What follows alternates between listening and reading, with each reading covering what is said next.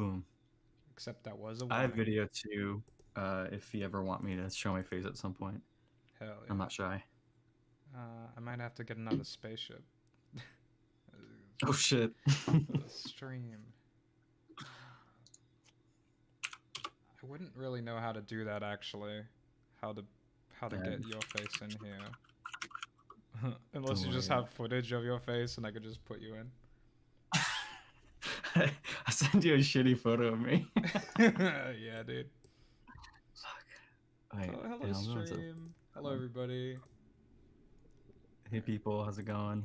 Let me just get some music up. Stream beats. Let's get some lo-fi in here. Ooh. Yeah. I'm assuming it's like Saturday night for Americans right now. Yeah, it's like 11, but I'm on the East Coast, so Hell yeah. it just began, kind of. All right. Everything's good and open. Hello, everybody. Well, thanks for the $8, Rex Scrubs. When's New Confinement coming out? I'm not sure. That's just the answer. That's all it's gonna be. Because there are just so many things that... It's not like, you know, if it was a single drawing, I just have to do the same action for a certain period of time. I know how long that takes, but it's a bunch of things. Thank you for the $2, Jibs. Just got here. How's it going? I just got here too, and it is going fine. Except I have a headache. I need to go see a doctor about. This might be my last stream before I find out I have a brain tumor or something. Oh no. Do you suffer the underlying anxiety that I have a brain aneurysm gonna happen at any moment? Is that just me? That's always... I'm always worried about that. I saw an advertisement once that was about cerebral hemorrhages or strokes or something, and Yeah. they just visualized it by setting the person on fire on half of their body. I'm just like, wow, this is a great ad for a kid to see. And now I'm afraid this will happen to me. Oh, thanks for the $5, Steve O'Crane. Thank you for everything you do. Oh, thank you. Thank you for everything you do. I'm not sure what it is, but I'm sure it has significance in the universe. I'm sure someone loves him. We got ForlornFoundry. I was gonna say Forlorn Yep. Creature, but that's my co-animator. Part of it. We're a multi-system organism, That's right. like a hive. Yeah, they're the Right. hive mind. I've kidnapped one of the hive mind bees of the ForlornFoundry hive. Oh, thank you, A Noah piece. Animations, for the $2. How's Confinement 8 going? It's going good. I was just working on the script yesterday. Had some laughs because I put in a few jokes and I was like, yeah, this is a good joke. Oh, thank you for the $2, Micro Wizard.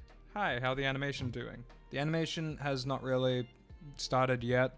I'm still cleaning up the script from the big mess that occurred around the script a while ago. Oh shit! All this money. Wow. I'm $10. Cormac Shanks. Hey man, love the Confinement series. Just take your time, man. I know that new one will be great. I appreciate the fuck out of that. Thank you. Shout out. By the way, I just have to comment. You have like some of the sweetest fans I've ever seen. Yeah, I mean, it's kind of like a funny Rorschach test because of the size of my fan base now. If I was cynical, and I used to be quite cynical, I would automatically like zone in on the comments that were mean, and then I'd think, wow, I have a mean fan base. But now that I'm much more positive, I'm noticing all the positive ones more, and I'm like, wow, I have such a nice fan base. You know what I mean? Yeah, I mean, I haven't seen any haters, but I also don't avidly stalk you, so. I haven't seen mean comments, but there are comments that I can interpret as mean, like "Hurry up, hurry up with confinement." Oh You know? yeah. Like, thanks for the Also, $5, I think I Noah. found a Here, take some fitting money. image for me and Jake. I will take that money, Noah. Oh my god. Yeah, bro. I'll put that one up. I'll put that one up into the space. Sorry, I keep forgetting to just go ahead, like go on with the lore that I've created, being in space. Hey guys, I'm receiving a transmission from Earth, or wherever. Do you want to be somewhere else? Oh, the hive mind. Neptune. Yeah, blue. I'm receiving a Neptunian transmission, and we have the Forlorn Foundry and their technologies on Neptune. There they are. Yeah, excellent. Okay. Oh, Meet to Swagger, thanks for the $5. You're a great and talented man. Hope you're having a great day. Oh, thank you. Yeah, it's been pretty great so far. Jackson Cliff, thanks for the $5. Love the great videos, and it makes sense they take long because they're good. They're really good. Thank you. It's very kind. Yeah, I'll let peeps know if they want to join this stream. Oh, you're getting your people on here? Hell yeah. We'll see if any come on. I'll yeah, if I stream, I mean if I get to join one of your streams, I'll do the same thing to you, bro. Don't worry. Yeah, sure. Thanks for the $2, Oxid. Hey, how's your ass doing, Bung Boy? It's been doing great for a while, actually. Thank you for the $5 again. Noah Animations, I can't concentrate. That dog is making me laugh so much. Good. He is love.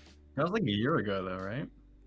Yeah. You broke your bump. Yeah, and it Yeah. got back together pretty soon. You know, like a band. It was just took a while. Cormac Shanks, thanks for the $20 for you, cause you're real cool, cat man. Thank you. I never thought of myself as a cat man, but I appreciate that. Nathaniel Esposito, thanks for the $5. Hey Bung, Eratus, Heck, and Smexy, keep making cool stuff, please. Also take care. I appreciate that. Thanks for the $10, Jeremy Walker. Love your channel. Thank you. Also, before the stream goes on for too long, I just noticed there's no E in Forlorn. Just Shit. Just the warning. There isn't? Forewarning. No. Shit, bro. Don't worry, it's a fucking obscure ass word that I probably shouldn't have named a YouTube channel, but It's okay, I changed it now. Brandon Fleming, thanks for the $2. Sorry I'm poor. Don't apologize for being poor. That's not your fault, that's the government's. Meet to Swagger, thanks for the $5. Here's some money. Lol, thank you. $100, what? No, don't do this to me. what the fuck? Sweet Bill, Damn. 777. I started watching This this man flying in. and I can't wait for more. I've been laid off from work and your stuff made me smile. Love your show, man. Oh, you can't be giving me $100 when you get laid off from work. Oh, that makes me feel bad. Shit just warms my heart. It warms my heart. Well, that doesn't warm my heart, but the kindness does. The kindness does. Yeah, if you know I see you on the street Yeah. and you're like, you did this to me. You know. Love your vids. SP vids get me big into the community. Hell yeah. That's what it's about. Community. Thanks for the $20, Joe Thrio. Yeah, it's kind of crazy. Just what I was saying earlier about interpreting pretty neutral things into negativity or positivity. Now when I see people who are like, when is confinement ready? When is the next episode coming? Like, hurry up with the next episode. I try to interpret that as a kind of love, you know, where it's like they really want to see the things that I have to make, even if they aren't considering all of the other things that go into it. Yeah. So yeah, I mean that's love. I don't see why that isn't love. And I think, like, understandably, I kind of get the same thing too, where people don't really understand what the process is like, Yeah. or what it even like entails. Yeah. So I feel like a lot of times people don't really intend to be harmful with that. They just don't realize how it happens. Yeah. How it's made. And some of them are kids as well. And it's like, Yeah. can't get mad. I'm watching ever since Confinement 1. Thank you, Noah. Thanks for the $2. And thank you for the $25, Meet the Swagger. Don't feel bad. Take some more money. Thank you. So somebody's just, do you condone racism? No, it's not cool. Racism ain't cool, kids. If I catch you being racist, I'm gonna fart. Get the stick. I'm gonna get the stick and fart on it, and then you'd run away from the fart stick. Disgusting. The dog spell love? Yeah, bro. That dog is spelling love. Love is so supportive. So what is the stream about? It could be about anything we want. But I'm talking to my boy James here. And we're gonna vibe out and we're gonna talk about love. I like that. Yeah, we could talk about love, or we could talk about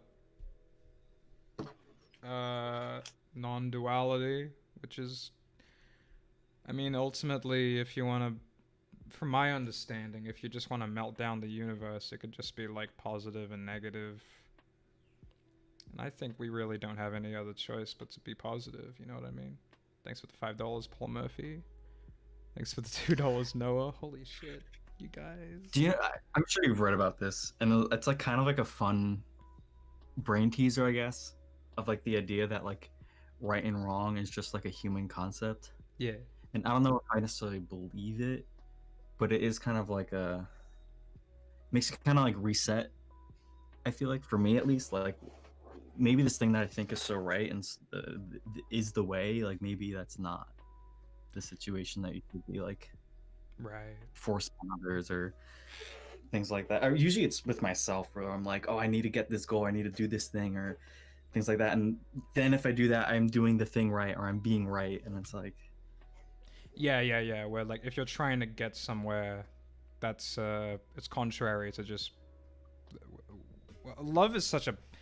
It's such a bad word. You know, English is just bad in general. Thanks for the $5, Adrian Miller. Ooh, love it burns me soul high from South Africa. Oh, hello.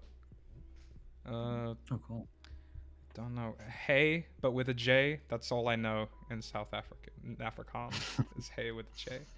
Thanks for the $5, Entropy333. May not have pockets like the rest of these chads, but keep it up, home. You're awesome.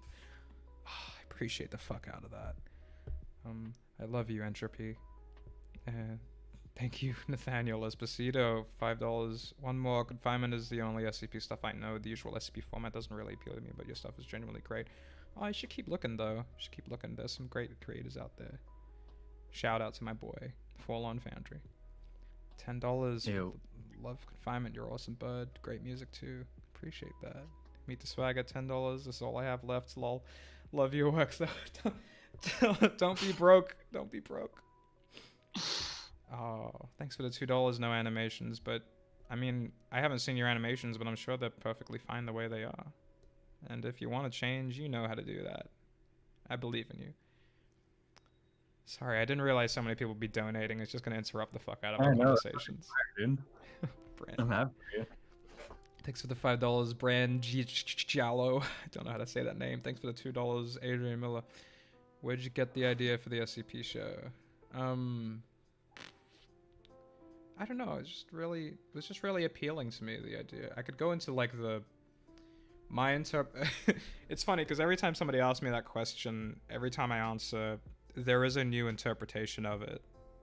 I really don't know why that is, but based on the person that I am now, I look back at it and I'm thinking like, okay, well, I think I was inspired by this idea of having a guy living this incredibly unfair lifestyle and seeing where that leads him, how he deals with it, and his idea of normal being insanely abnormal.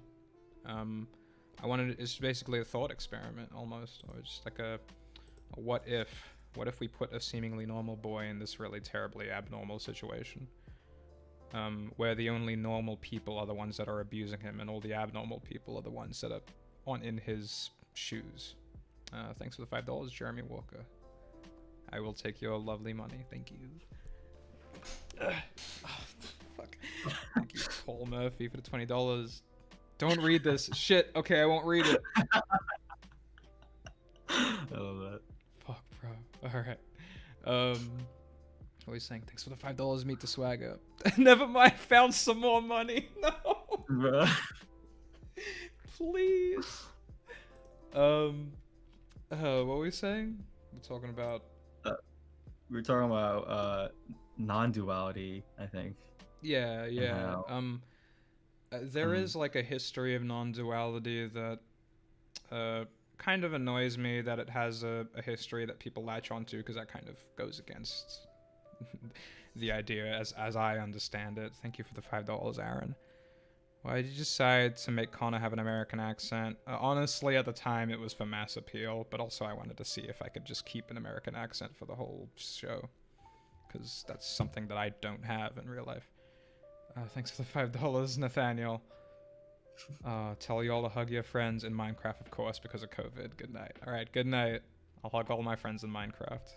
Thanks for the $5. Julian Ring, I love your profile picture. It's just a pyramid of a face. I can't tell you. I'm sorry, Julian. I can't tell you, but I appreciate it. Evan, FN, I don't make super science friends, so I can't answer that question. Adrian, thank you for the $5. Would you put subs in the background of leaks? I don't know what that is, sorry. He's trying to say flicks. Flicks? Like the background videos? of flicks. Like videos, I'm guessing. There's usually community contributions that do that. Last donation, I'm going to bed. All right, go to bed, meet the swagger, but I appreciate the hell out of that. They're ending, by the way, the community. Ah, fuck. Subs. Okay, well, I guess I'm gonna have to hire people to do that then. That's fine though. Yeah. Yeah, I'll use all the money that I've just been donated to hire community subtitles. Beautiful. Y'all are simps with these donations. Yeah, donations are just simping. That's the government. That's the society I want. We're all simps. God, don't even get me started on that shit. Me and my friend were like going on the history of the devolving of that word. Yeah. Simp, where it's like if any affection to your girlfriend, immediate simp. Yeah. Or boyfriend or who. Yeah, it's annoying.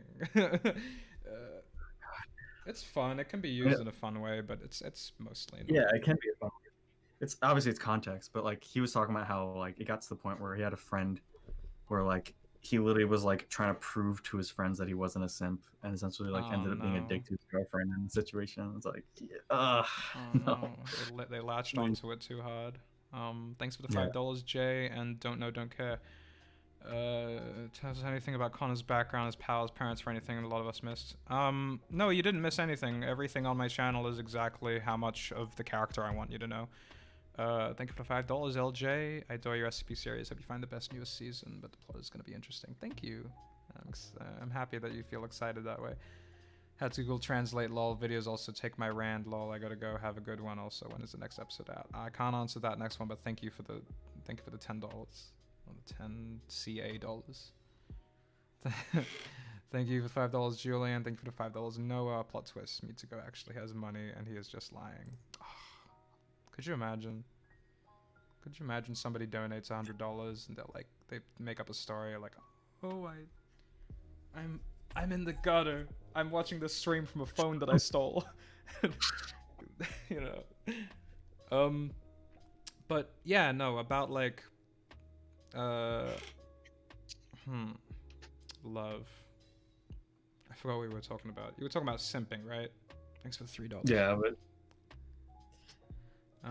it's not much. We have this like gross culture of like, if you love, if you open up, especially if you're a guy, that makes you, you know, somehow bad in some way, like less of a person, less of a man, less of something.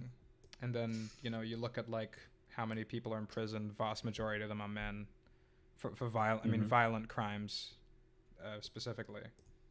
It's like, you know, what is violence but like the stark opposite of love and opening up. I'm just thinking, right, I just watched the last episode of The Boys. I don't know if you're up to date, but it just makes me think of Homelander and like his perception of love. Yeah, and, like all that control and all that. Yeah, without spoiling, I am up to date in The Boys though. I fucking love that show. But I mean, you don't even have to watch the latest episodes. You can just watch the first season.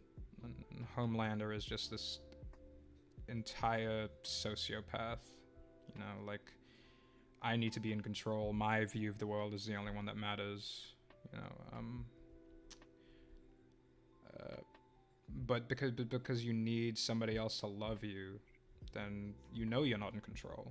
You know, so you need to control them. It's incredibly. Thank you for the $10 entropy. If you're actually leaving now, I just want to say, get some good rest and look after your health, man. We love you and wish you the best. Viewers, just one question: will we see an evil Connor? That last question is a difficult one to answer. I'm not sure how to answer that. You'll see in this episode though. But thanks for the $10. Thanks for the $2, Noah. And yeah, Laser Baby. Laser Baby's fun. Fucking laser baby in the first season. Oh man, Crazy. mild spoken, I guess. Yeah. But from my understanding, like non-duality started in really old Hindu beliefs, and it came from this idea that we are all one with Brahman, who I Mhm. guess is the oldest creator god in the Hindu mythology. Um, uh, but that, that idea, I don't think is actually. When I say I'm non-dualist, I don't mean I am one with Brahman or I am one with a particular god. Um, but I think people who are attached to that idea doesn't really quite make sense. Like, aren't we supposed to love? Aren't we all the same? Aren't we all equal? Aren't we all attached to each other in this way? Not that we're attached to a particular god or attached to a particular idea. Do you think that attaching yourself to a singular entity gets in the way of non-dualism? Well, I guess like one thing I've really struggled with. Um, well, okay, there's like two things. One thing that I've heard a lot about is like, well, if you live in this realm, you can't be completely non-dualist because like we're literally physically embedded into a reality that has duality, no matter Yeah. what. You have Yeah. the two sexes. You have, if we're going just like XX, XY, Yeah. gender's different, guys. All right, I'm not getting into that, but Yeah. but then you have like different your separation. You have plants, you have different animal kingdoms, you have like all these different things. It's hard to like be in this like, oh, I'm gonna live as a non-dualist where basically everything is like, I mean, if I'm saying it right, non-dualism basically has to do with like it's basically like a pure unity, right? Yeah. Where everything is like at its source. And of course you can argue like that's part of the illusion of this reality and things like that, but I think to live your day-to-day life as if there's no duality is like delusional. It Like you doesn't still really need to work. work within the machinations of this reality, or else you end up, I feel like, just alienating everyone and kind of, yeah, I feel like you end up hurting more people living that way too. Yeah, absolutely. Because if you are connecting to people, then you have to really understand that people aren't also living like that and can't really Mhm. live like that.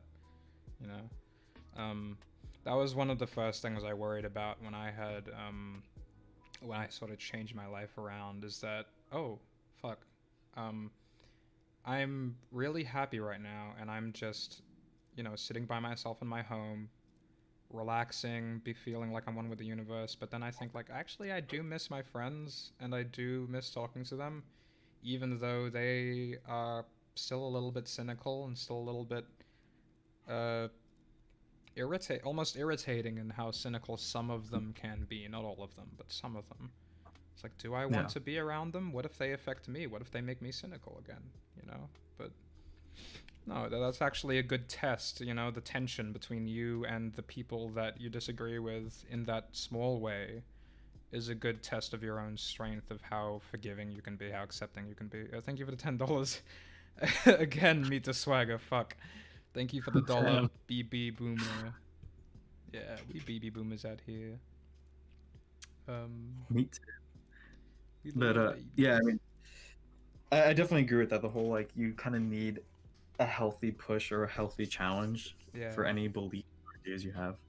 yeah. Um, Because, like, it's easy to be positive, especially if you have, privilege, if you're rich or if you're middle class and you have a comfortable, relaxed life. It's easy to be relaxed. Um, yeah. my first big issue was overcoming myself. Really, is that even though I had a relaxed life, thank you again for the $5. Even though my life was relaxed, I wasn't relaxed. I was constantly stressed. I was constantly uh, every time I felt bad for whatever reason, maybe I just have a tummy ache or whatever, and I would interpret that as like, oh no, I'm stressed out about something, and then I'd latch onto the many things that I feel shame or guilt for, and then just go down in this spiral. I wanted to get that out of the way, and I'm glad to say that's mostly out of the way now. But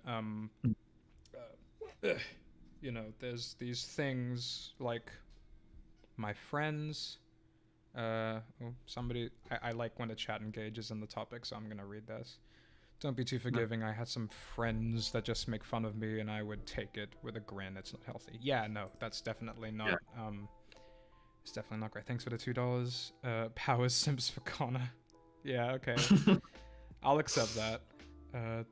Will 999 ever be in confinement? I don't think so. Sorry, but I did draw 999 on Twitter with Connor. Thanks for the $5, Nathaniel. Cursing your feed by reminding the world that Connor is perfect for Vor fanfics. Anyway, enjoy that. Yep. Yeah. We were literally just talking about some Vor fan art that I got before the stream.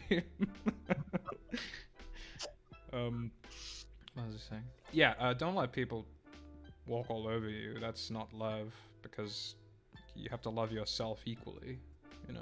So it's quick hi, Felicia. Sorry, one of my friends dropped in chat. Hello. What was I saying? Yeah. So you do have to love yourself. What other reference points do you have when you're all by yourself? It's not like when you enter a room, you suddenly just become the room, and it's like, oh, I'm gone, I'm non-existent. That's a self-hatred. You're trying to ignore yourself. Am I classified as a simp? Maybe. Who really knows? I think you're a simp, but you know what? You're my simp, so it's okay. Thank you for the $5. Meet the swagger. What is love to you? That's a tough one. There are so many different kinds of love, and the English language makes it really shitty to talk about. I'm sorry that you're bored, Noah, but thank you for the $2. Thank you for the $2 to tell me that you're bored. I appreciate the mixed feelings. I don't know. What is it? In Greek, they have like 5 different ways of saying love or something.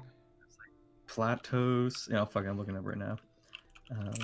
There's like basically like platonic love, like a more lustful, like amorous love, and then like a the third one is the one that always trips me up. I think it's like a respected love, like a like you love like, so it's eros is the like romantic kind of lustful love.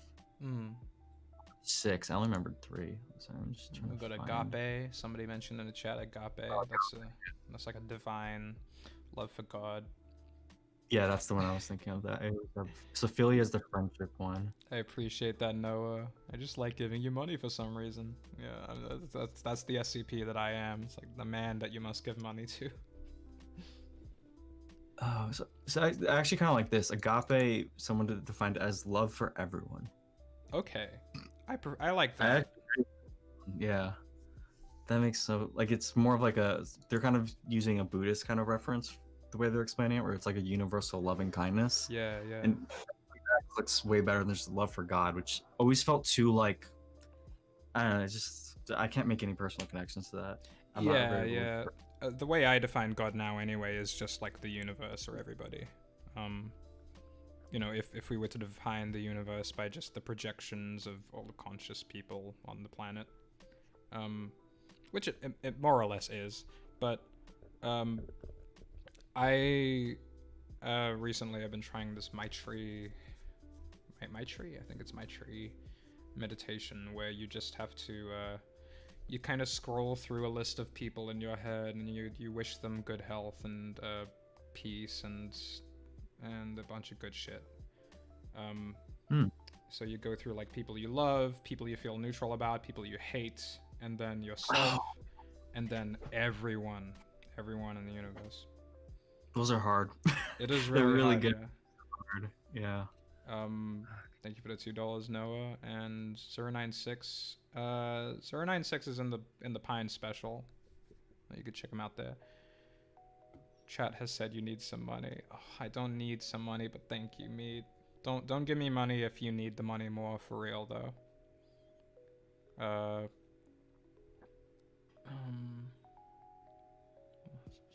Still drifting through space? Yeah, bro. I've accepted it. Is it really drifting if you've accepted it? In trailer 8, are they defunding the program for mental stability? So what will happen to Connor's girlfriend therapist? You'll see. But I'm glad people are noticing that. I was worried people would just kind of ignore that bit and think that I was making some political comment about mental health, which I am, but It's also part of the plot. Yo, Bong, how much money did you get from the stream so far? I don't know. It doesn't it doesn't like add up in this calculator. It kind of just comes out at the end of the month, like at the when YouTube pays you. Yeah. And then they also just pay me on top of the ads, so it doesn't tell me how much of it was from donations, but a fair amount, I guess. It's pretty good. It's pretty good. Yeah, I don't know why they never like tell you the difference, but Yeah. whatever. So what is it when like you love your pet, for example? What would that be? Like I love my dog. I would friend, like a deep friendship, right? I guess it would be. But it's kind of unique. I mean, like pets I feel are like there's a very dumb. fun. Yeah, I mean, definitely not Eros. Oh no, dude. Oh no. Do not fuck your dog, everyone in chat. Do not fuck your dog. I definitely think, yeah, I'd have to, if you have to put a sticker on it, I'd say philia, like a deep friendship.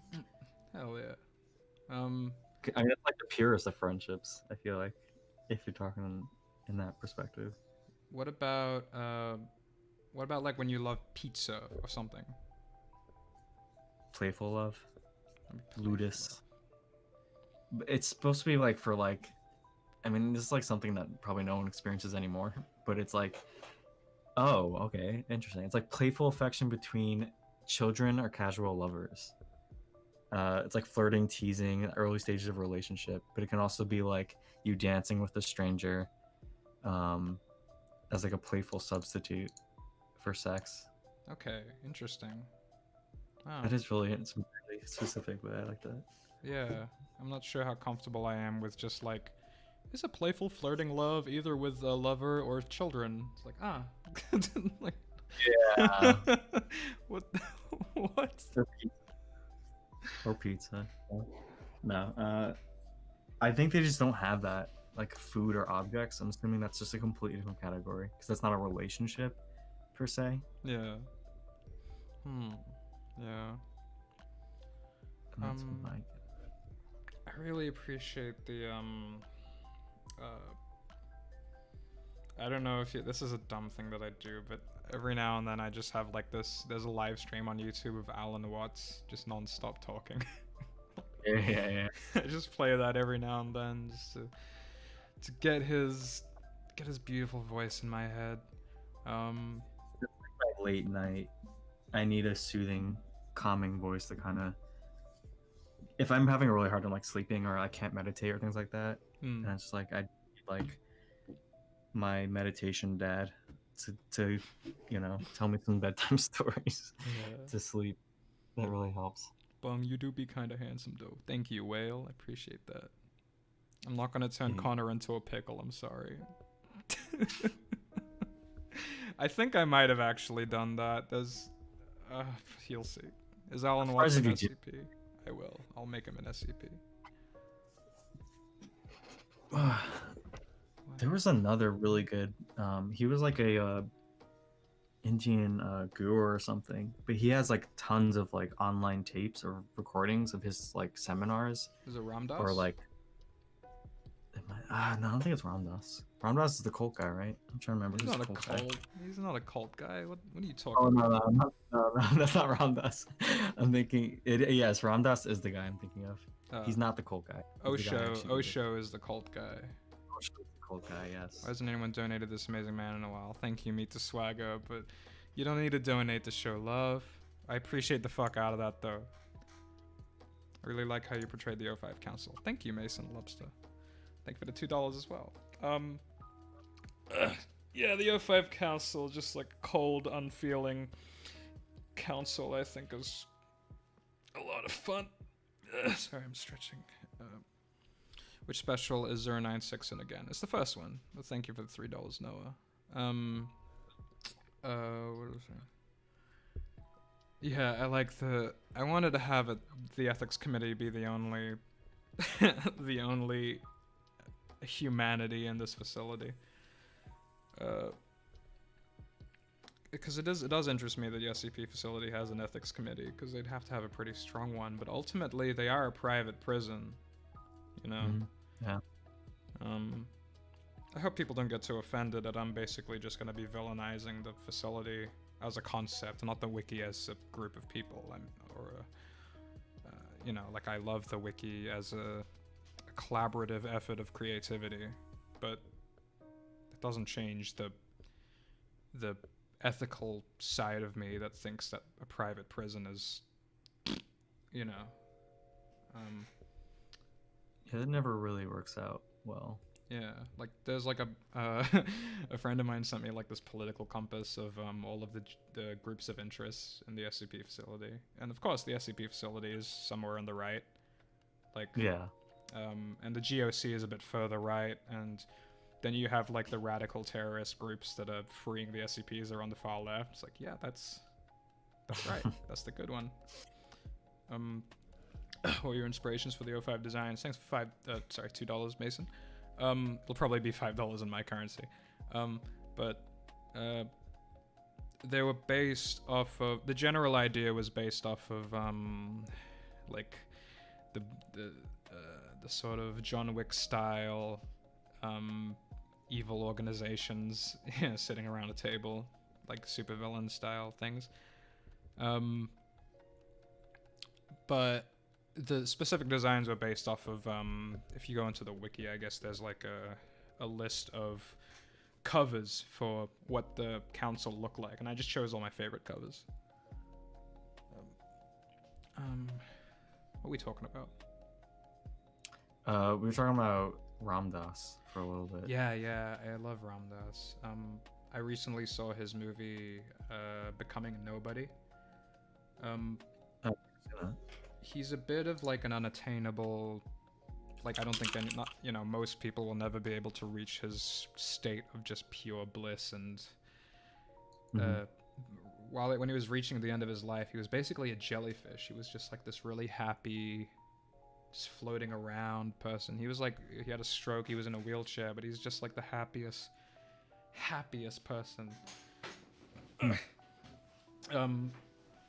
He always gave all these nice little bits of wisdom, and he didn't do it for money or popularity or anything. He didn't have any communes. He was just a guy. He did all these retreats people showed up to, people vibed out, people hung around. Can you tell James I want his gallbladder? Oh fuck, I know who that is. Oh, It's fucking oh yeah, they want the gallbladder. Thanks for the $2, Julian, and have a good night. I love your profile picture, Julian. But I kind of just want to aspire in that general direction of non-duality, of just like being okay with everything, because as much as like I'm gonna be surrounded by people, there are gonna be times where I'm gonna be alone, and I'm gonna have to be okay with that, Mm-hmm. Well, thanks for the $10, Austin. And thank you for your comment. I mean, you're kind of talking about like Ramdas being like the super unattainable approach, and I think that's why lately I've been listening more to like people like Duncan Trussell, because they seem like the reachable half step Ramdas or something. Absolutely. Like I don't want to idolize a person, because that only causes suffering. But yeah, he's a lot of fun, Duncan. There is a what is it? No, I'm just losing my train of thought. Fuck, I just ate like a huge bowl of pasta, so I think I'm just getting like, That's the thing, dude. What's the carb overload? Carb overload. Fuck. Shouldn't have done that, but I do need to write down what I ate just real quick. Does Connor eat? What a question. I think he doesn't need to, technically. It'd just be his stomach would just eat itself to death every time, and he'd just keep coming back. What a miserable life. That'll probably like get him to Buddha state. Look, the aesthetic path isn't the one. Not about that life. I really love Midnight Gospel and Duncan Trussell. Hell yeah, bro. Fucking love that shit. That's kind of what got me into more, actually, is because of Midnight Gospel. Yeah. Because I've always kind of known about him, and I just knew him as that guy who kind of got me interested in psychedelics. Yeah. But then I never realized he like had an actual podcast. I thought his podcast was just like bullshitting with comedians, Yeah. because that's what it kind of devolved into. But yeah, there's some like really golden nuggets that he's had on. Absolutely, yeah. A Connor singularity. Yeah. I kind of want to go in that general direction with Connor as well. I want to see what I could do with him.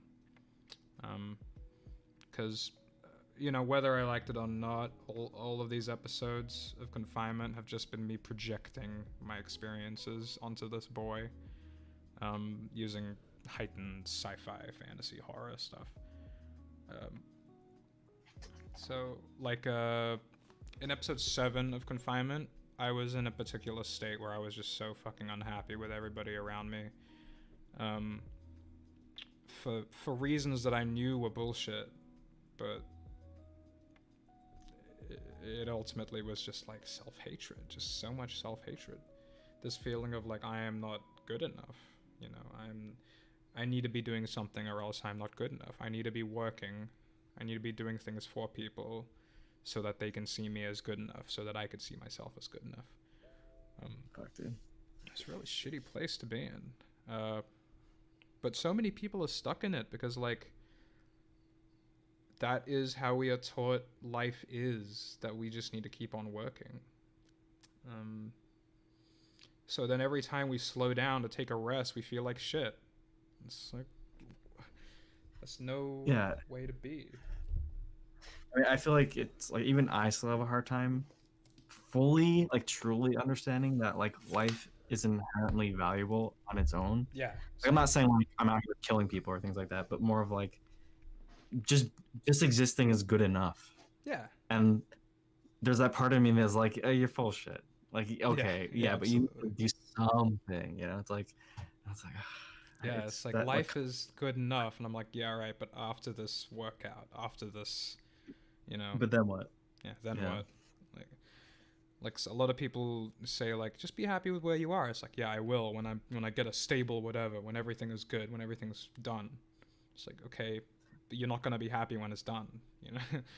If you're gonna feed what kind of that. helps is like understanding that like we live in these like ape bodies that like are used to foraging in jungles and savannas, and like we can't just be like, let's just exist. You know, in the wild, whatever. It's like I really do feel like it's programmed into us that we like have to figure out then what, like what's next, what do we have to watch for, what do we have to work in advance to prevent that bad thing, or what do you have to prepare for, basically. So I feel like that's the big thing that we're tackling. I feel like I hate myself less if I understand it's more of like a biological impulse and it's not just me fucking up. Yeah, absolutely. By thinking, like, I feel like that's really important. I mean, that's why I really like evolutionary biology and understanding like so many things that influence us that we think it's because of a lot of these underpinnings of our biology, whether that's genetics or, I mean, not everything is like determined by that. I think some people go too far with the whole evolutionary stuff, but I feel like it is useful to have that like perspective and not just be like thinking that you're the master that's manipulating and doing everything wrong yourself all the time. Yeah, like learning to accept that you're not totally connected to all of the thoughts and feelings that are going on in your head. Like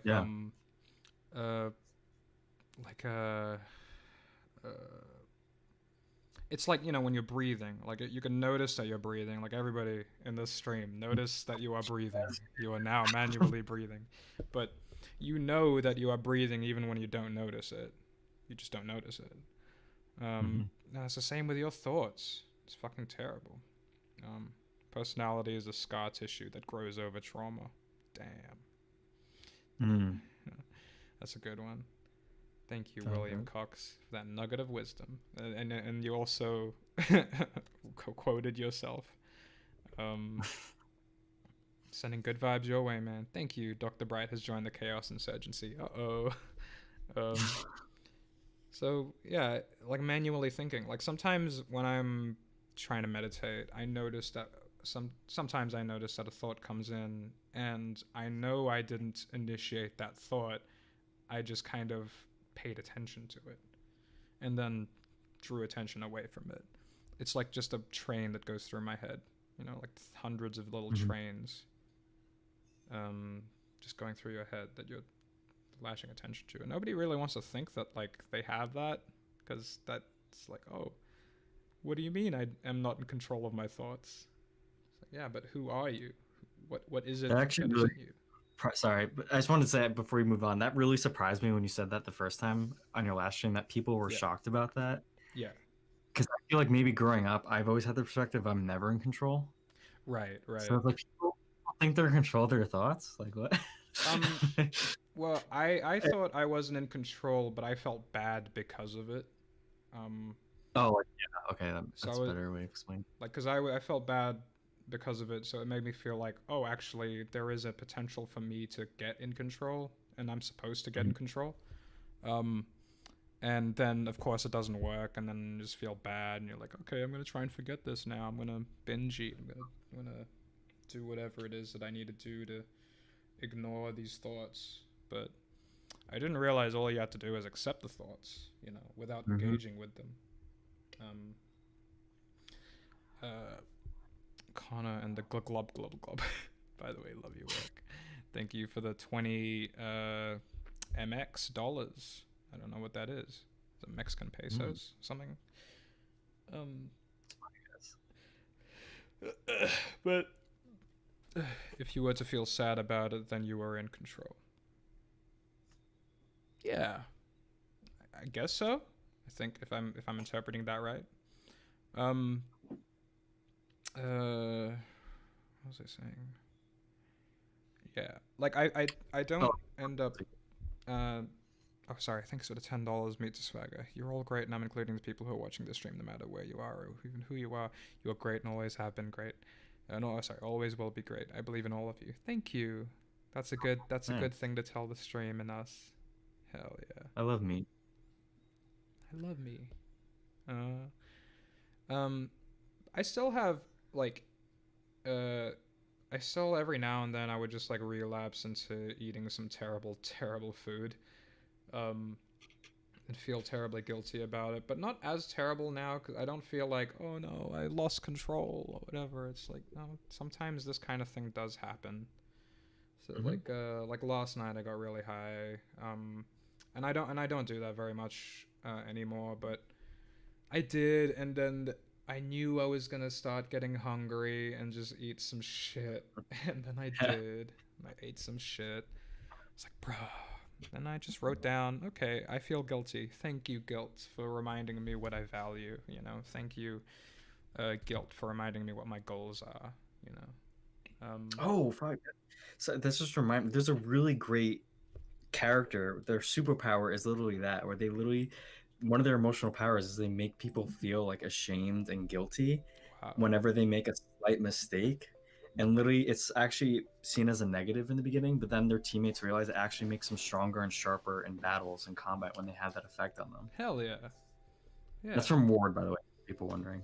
okay. Oh, I was thinking of the Scott Pilgrim novel, the graphic novel. Um, Oh, I've never read. well, they decided to make the power of the seventh boyfriend. What's his name? Gideon Graves, I think. Mhm. Um, Yeah. uh, they made his power is actually that he makes other people feel insecure. Um, Mm. so he blasts this thing onto them, and then there's these bright lights around their head, and they get really insecure, and they start getting defensive, and they attack each other instead of working together to fight him. It's like, Mm. wow. It's like, well, the analogy there is obviously that he is so like attractive and successful looking that people naturally feel insecure around him. Mm. So that was a really interesting uh, power. It's making other Yeah. people feel insecure just by existing. Um, but I noticed that whenever I get whenever I feel confident at something, for whatever reason, I start to get confident at something, and I don't feel insecure about it anymore. I notice every now and then I'd run into somebody who suddenly becomes radically insecure about that particular thing. And I realize that, oh, this is actually kind of unavoidable. I don't have to be a bad person to cause insecurity. It's just something that happens anyway. And in the past, I would feel bad about these things, and not in the human way where it's like, oh, I have empathy for you because you feel bad, but more like, oh no, I did this. I must have been a dick. I must have been acting like a dick. Yeah, dude, I completely relate to this. So this is my college experience, okay? Yeah. So, man, it was just like I had this paranoia that like, I mean, I think it was good in the sense that like I've had a few moments where I was an asshole, and it made me like hyper like paranoid that I was always being an asshole all the time. Yeah. And constantly like beating myself up over shit, like even like innocent mistakes where like there's no way I could have known. And it's a lot of it that's born out of naivety, but it was just like I was driving myself insane, and like I felt like I became so paranoid, and like I couldn't even like make friends anymore because I couldn't even make friends because I was so afraid that by making friends then I could end up offending them or like being an asshole or things like that. It just can't, it's like a self-fulfilling prophecy. Yeah, absolutely. It's terrible. I remember in college I only made like one friend, and I thought, okay, that's enough. You know, I'll just stick with this guy. Yeah. No, but like I think a part of it comes from getting bullied. When you get bullied, you sort of realize that, well, I really don't, like, for me at least, because somebody in the chat mentioned bullying. They're just being a dick though. But I remember in primary school or elementary school for you guys, I got bullied a lot because I was like the only ethnic kid in this school. And then in middle school, I was with a group of friends, and we sort of became bullies because of and we were like an outcast group, but we became bullies apparently for all the same reason. And the cycle continues, you know, like it's an interesting thing to look at. Like, you get hurt, so you have to hurt other people. What is that about? You know? I mean, I literally had the same. Growing up, I like kind of was very socially awkward, and I was ostracized a lot because of that. And then like one of my best friends, who I'm still friends with to this day, when we were in middle school, I basically tried to like, in order to fit in. I mean, it's such a cliche story, but the way I tried to fit in with one of my this like table is like, oh, everyone there's so funny. I really want to sit with them. They're not like the cliche douchebags, but I ended up learning they are still kind of bullies. But I ended up sitting down with them, and I got my friend to sit with me, and they only let me sit with them because they would let me, because I was the reason why he would sit with them, and then they would just barrage him and tease him the entire lunch period.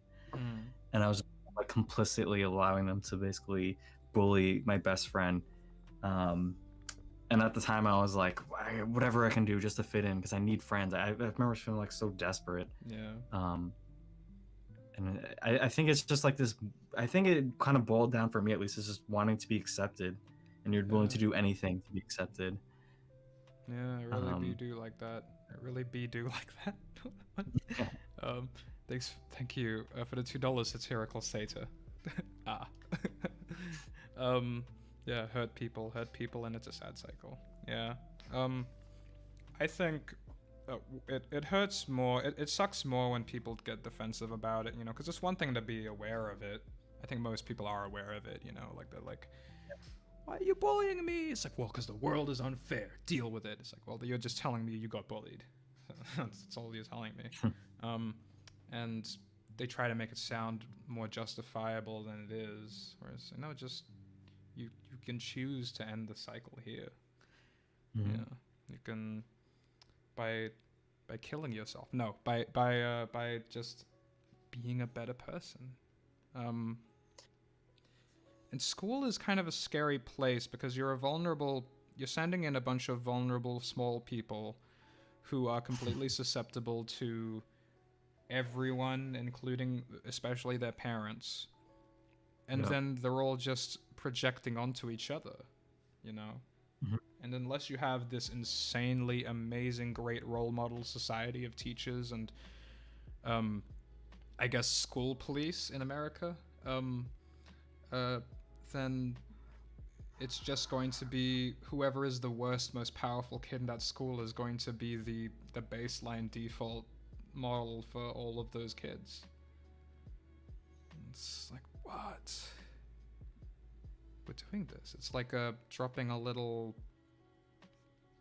bit of mercury into a glass of water. You know, it's like we can't drink that water anymore. We have to. Well, what fascinates me really is like, especially with college, when you start meeting people from all these different high schools, seeing how different the cultures are and how drastically they can differ just by like the environments these different people grew up in, and all the influences that were affecting probably their families and probably causing more toxic or abusive behavior to happen in those families because of their situation or things like that. It's like it's just to me, it's crazy how like how much that can completely shape an entire community, because I feel like a school, like the way you're talking about now, a school is kind of a mirror of like the current community in that way. Mm. I don't know if that's too much of a stretch, but I feel like at least for like that that thin generation that make up those parents and then their children that they put in, because I feel like a lot of times kids just mirror their parents' behavior and how they parents cope with um, challenges, Yeah. like whether that's through anger or trying seeking understanding or however they there's a million ways to process those things. But Yeah. I noticed that uh in my childhood at least my parents never really uh got into fights as far as I can tell.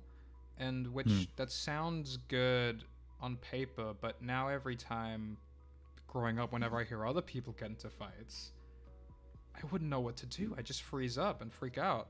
It's like, well, why are they yelling? You know, like, why are they arguing loudly? Oh no, you know. And then I'd think that, once the fight is over, that's it. They're no longer together. They're no longer friends. And Mm. I needed to learn as a kid that, like, people get into fights, but people also make up afterwards. And Yeah. I didn't really learn that. And I'm still trying to learn that. Sometimes I still piss people off, and then I don't talk to them for a while. I'm like, that's it. That's the end. This is the end of the friendship. Do you feel like the more you get to know someone, the more like the better that process, the easier that process gets? Because I'm assuming it's kind of like a person to person. With each person, you're kind of learning in a sense, because everyone has different boundaries and different tells of how they argue and things like that, Yeah, or how they get hurt. absolutely. Like there are people who I would get into arguments with who I'm close enough. I'd think like, okay, yeah, yeah. But no, there have absolutely been times where I've literally moved houses because like a housemate, because I got into a fight with a housemate, and then Mm-hmm. I was like, oh, they're not talking to me. It's been like a few days. They've blocked me on Facebook. This is it. I have to leave now. And leaves house. Damn. Yeah, fucking crazy. That's like what anxiety does to me. Is like you have to act now. Things have to be fixed now. If they aren't fixed Mm. now, then they're fucked up forever. That terrible, mechanistic, masculine brain of I need to fix this now, instead of just being patient, being happy, just being where you are. Mm. See, I don't think you understand how humans work, Bungo. Yeah, I know. I don't think anybody really. No. I mean, apparently nobody does, because every single human. If I think you only get to say that if you get along with every single human being that you've ever met, because if you understand them, then there wouldn't be any tension at all. Yeah, it's like when people are like, I just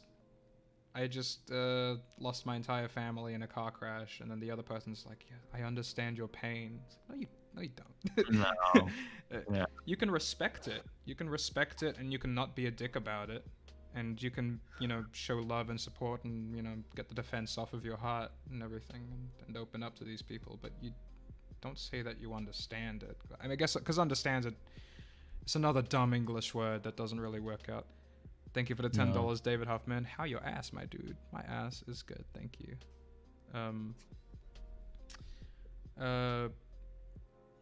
You said, did you say you messed around with psychedelics?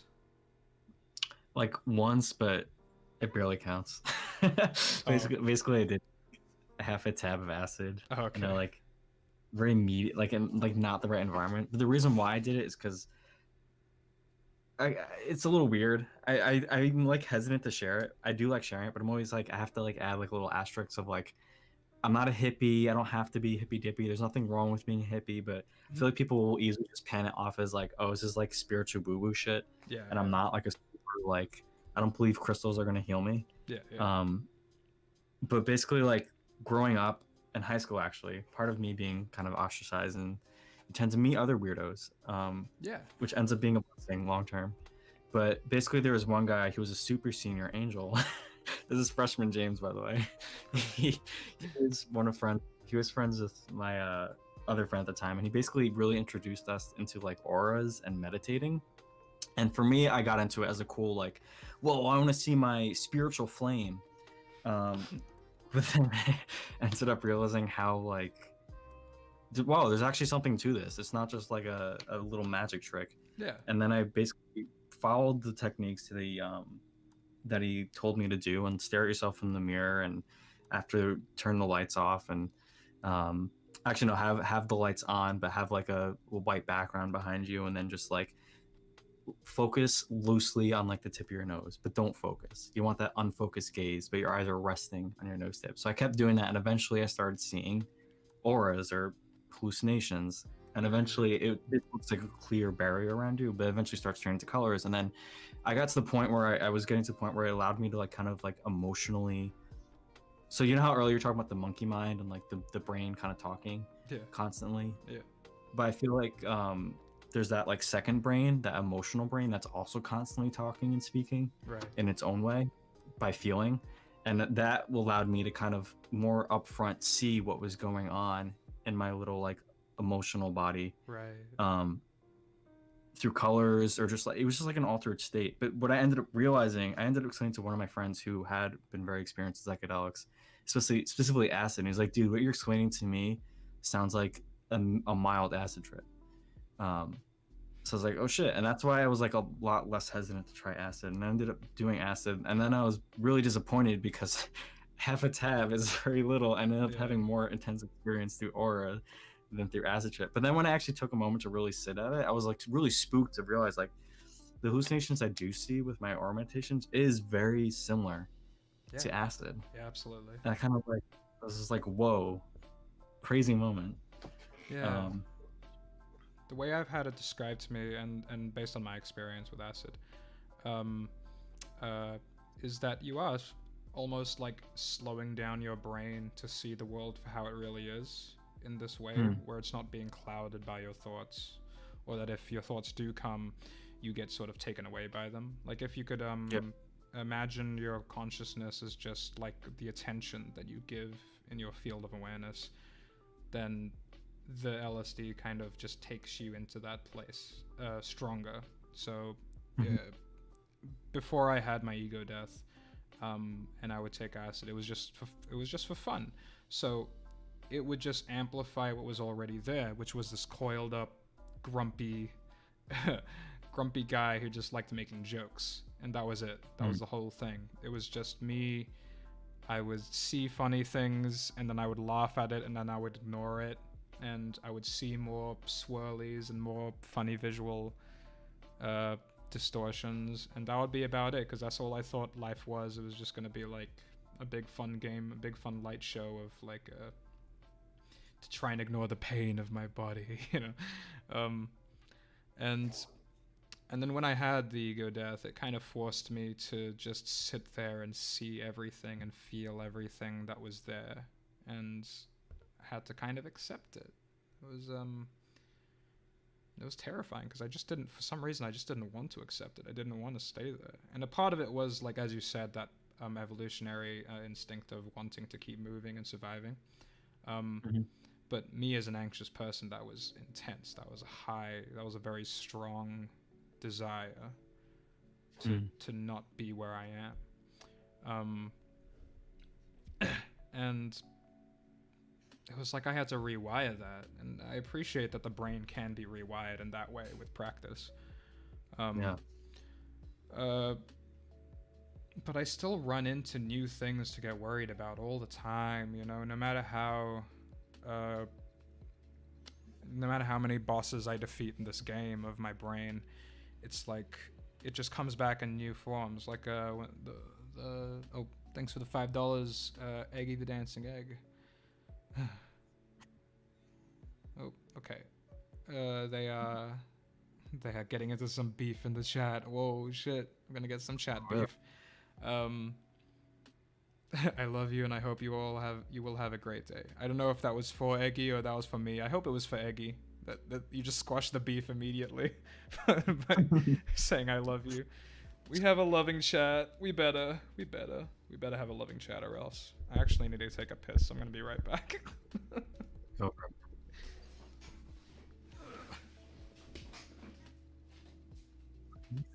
I'm Ham. Hi, Spy. How's it going? Should I just talk to the chat? Let's see. I'm all yours, guys. While Bunk takes a little whiz. Space, please. Does anyone know who I am? Hey, Mason. Good night, Benjamin. Lord Bonk. Does Connor have to go to? Yeah, Connor also has to go to the bathroom.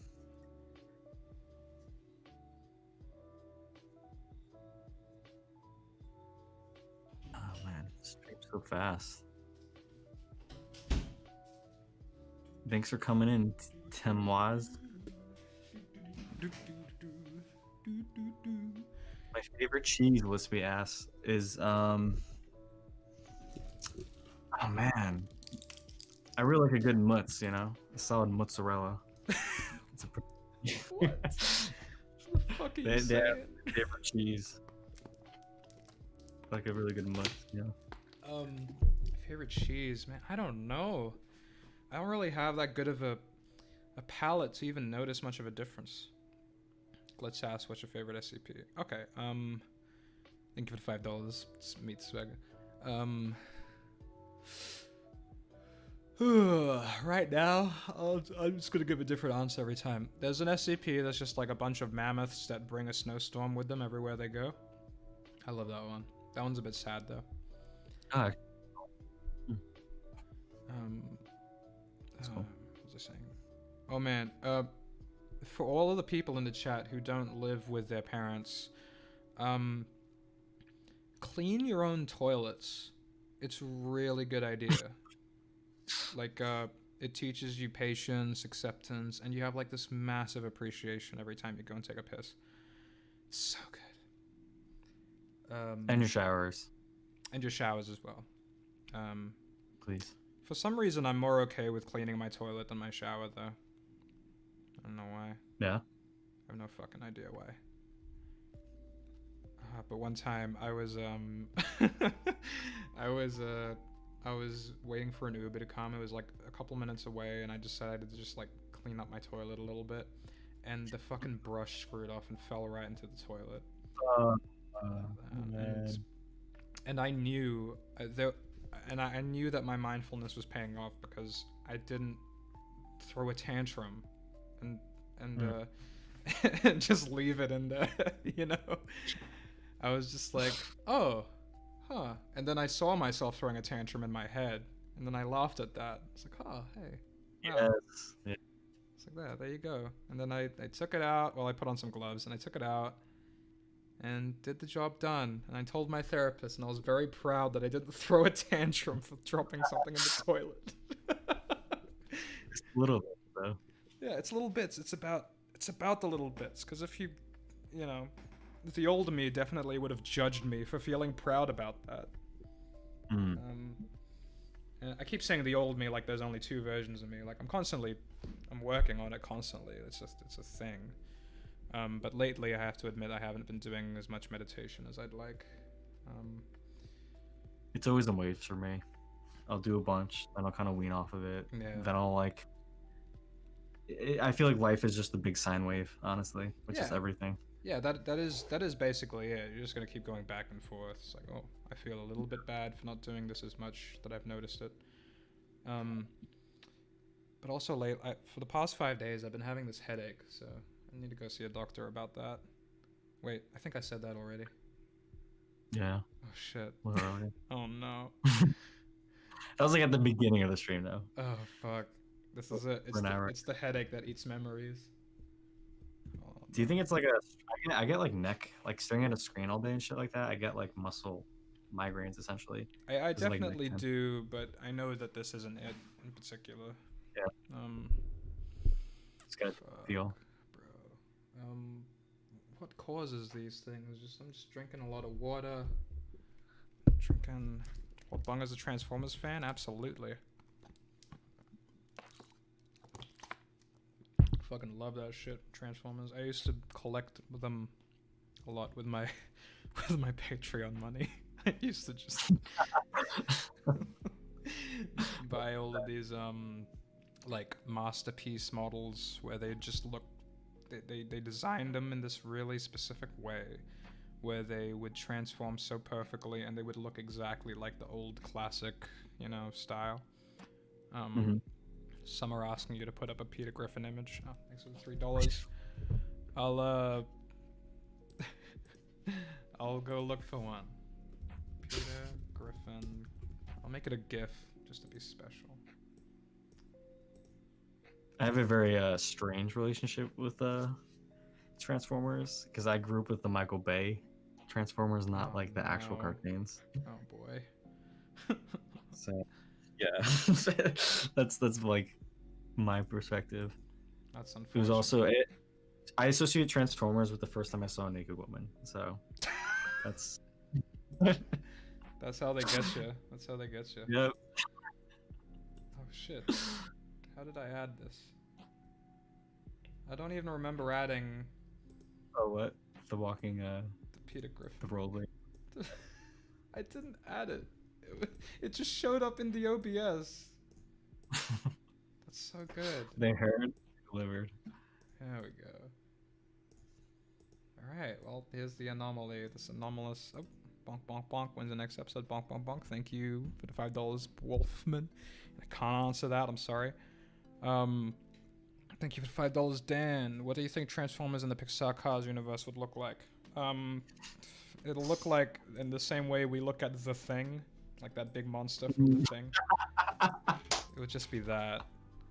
The worst. Oh, I love Hey, That Sir sounds like a- Kiriyuki. We got some lovely people here.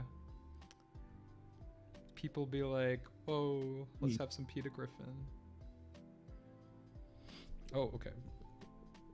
Parents divorced. Dad has an old person's mansion. He sleeps all day. Me and my sister need to clean the whole house. Just cleaning the top of the sink makes a napkin brown. Broken roof. No AC. Damn. That's really fucked up. I'm sorry to hear that, Eggy. I hope you're, like... I'm sure you have lots of wisdom to give us, though, if you have to deal with that. Give us some Eggy wisdom, please. At me in the chat so I could read your comment, Eggy. Everybody having fun? Hell yeah, so cutie Yuki. Would you like to join? I'll add you and I'll introduce her to you. Sure. We're just vibing. Right. But yeah, about connecting. There's like an almost using words to describe that sort of I don't want to say love. Raghu Marcus calls it a defenseless heart. You know? You vibe with that? Heart without any defenses. I aspire to that. Yeah, where it's like, I like to think, you know, I try to be, you know, sometimes I imagine myself, best not, Yuki is a bit, uh-oh, I respect it. Sometimes I'm like, yeah, love, happiness, appreciating everything, and then somebody's like, hey, Danny, or like I could be walking down the street, and then this old man would look at my painted nails, and just look at me with his judging face, And because I'm walking down the street and I'm tired, I'm just like, man, fuck this old man. I'm gonna throw a rock at this old man. I was like, whoa, why did I want to throw a rock at this old man? You know? And it turns out, actually, you know what? I am insanely defensive when I'm tired, especially. Yeah, that just made me think, like, you talking about your pink nails, like, a lot of people are always shocked about how my image, like, I dress as, like, a very normal, kind of slightly preppy, just, like, typical white boy. And then, like, my personality is not, like, a typical frat boy in any respect. And I think a big part of, I mean, I enjoy the style now, but I think part of the reason why I got into that style was because, like, I didn't want to be seen. I didn't want to have that old man's reaction, you know? Right. I didn't want to have people. I'd rather have no judgment than any judgment at all. Yeah. I'm not sure if I kind of regret that or not, but I don't know. I mean, there's definitely like value you can get from either, but yeah, I could see how one of them is more like avoiding than the other. Yeah, in my mind, when I painted my nails, is that like, okay, I can just well, first for me, it was trying to get my parents used to it because that's sort of what I wanted. Sort of like a passive aggressive way of getting them used to my lifestyle. Oh, thank you for the $6.90 Sadopia. What's the most interesting thing you planked on? Oh boy. Not planked, but one time I jumped on Paracynical's bed and snapped it in half. That was a good time. Not his home bed, the bed that he had in a B&B. No, that would be a story. Bong's hair is whack in the best possible way. Yeah, it's fucking all over the place right now. I hadn't had a shower yet. I just woke up. Yo, Bong, crew here. You planning on doing an Among Us gameplay live stream? That'd actually be a good idea, because I haven't played that yet. It's fun.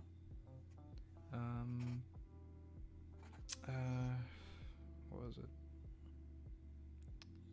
My girlfriend painted my nails as a joke once, like a few months ago, and it was life-changing. Didn't even look back, and now I want to do it again. Fuck yeah. Keep doing it. Do that shit.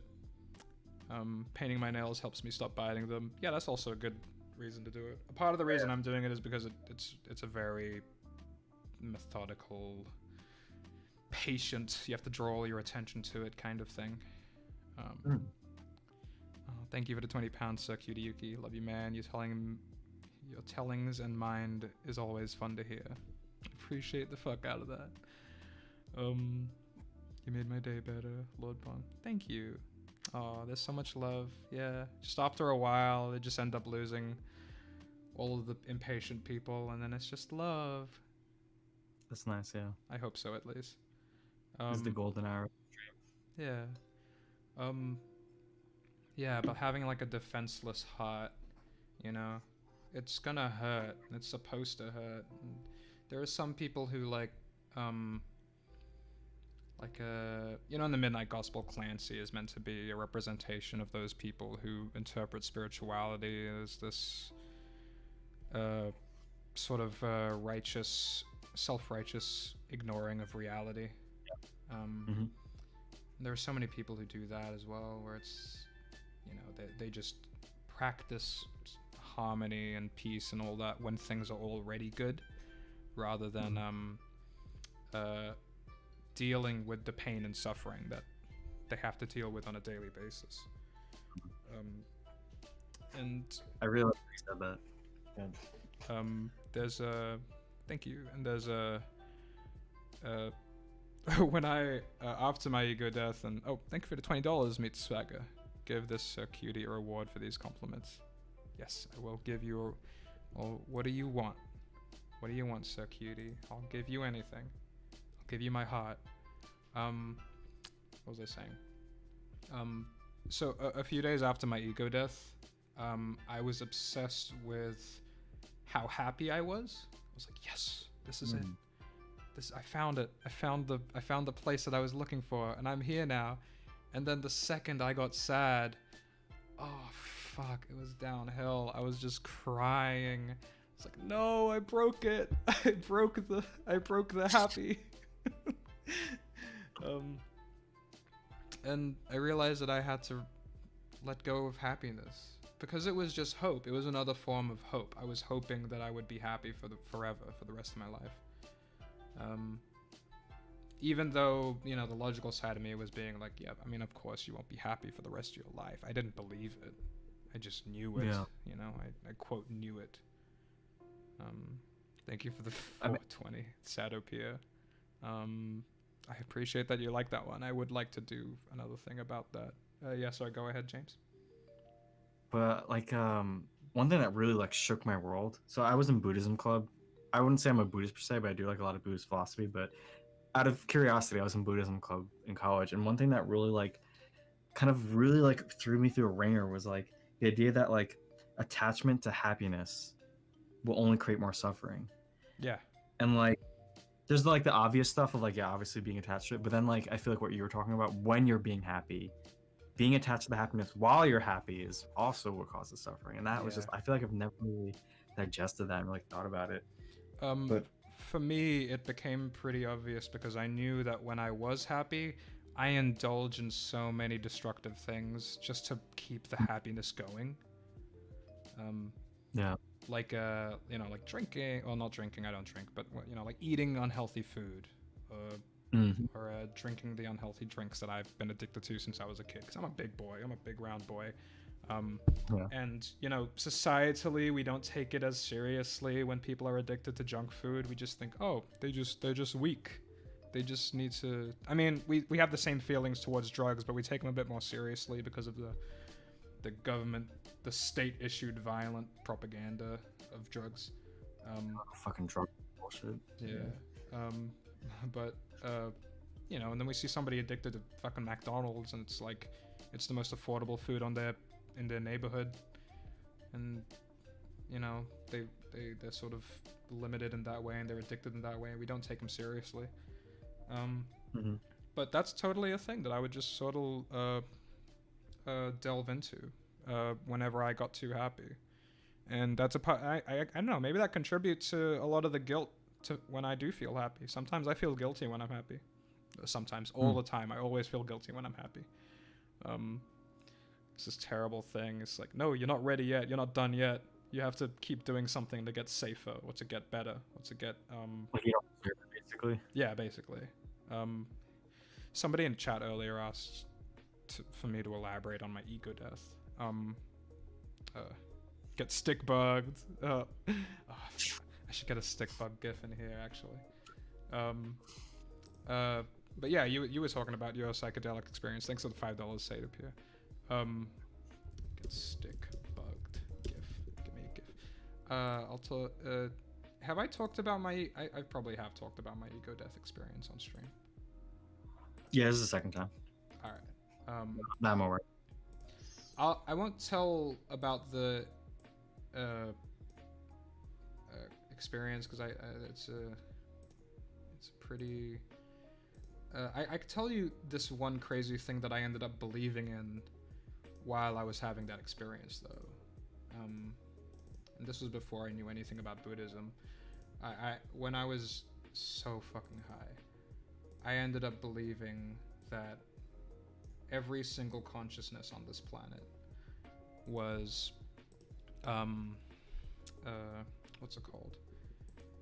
Was like a fluid cosmic soup, and every now and then we would solidify out of boredom. We would solidify into these individual beings, and I believed that was happening to me while I was really high.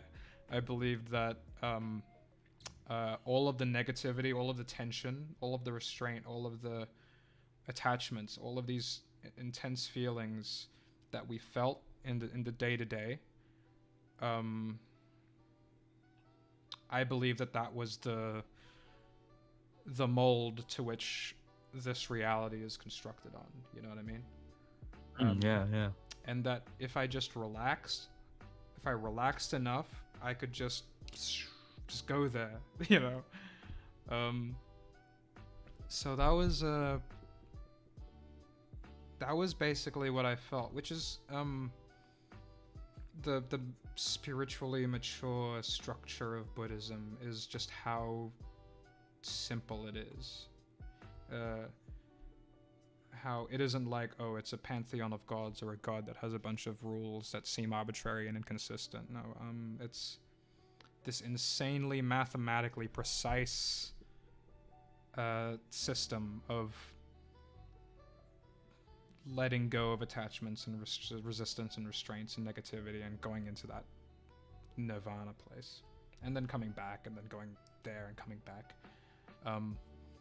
And from my understanding, that is kind of Buddhism anyway, is that, you know, if you do reach nirvana, you end up coming back anyway out of boredom. Like, Yeah, you're the bodhisattva who's supposed to help other people become enlightened, essentially. yeah, like you reach that state for yourself. You become so relaxed, you become so calm and happy and good, and then you end up in Shambhala, and then you come back a bit later because you want to deal with all of the bullshit that Earth has to offer, like suffering, and so you could learn something new, you know, like but yeah, that's kind of where I ended up when I was that level, and I knew nothing about Buddhism or the concept of enlightenment or anything at that time. Mm-hmm. I'm not saying that that's a sign or anything, but I get it. I get where people are coming from when they do believe in that now. And then, of course, Buddhism adds all of these little things to it that kind of make it a religion, unfortunately. Yeah. But so I suppose I would have to just identify with Buddhism the most, just sort of coincidentally, but I wouldn't call myself a Buddhist. I would just say that I'm part of like a bunch of things. Do you archive your streams? Yeah, I do. Don't worry. They're gonna be unlisted, but there's a playlist on my channel just called Streams. You just scroll down, find this one when this is done. Oh, Dan says, I found that during my own ego death, I was sort of overwhelmingly impatient. Like I was trying so hard to get a grip of some divine knowledge. In the end, I was actually frustrated. That's a shame. Yeah. I think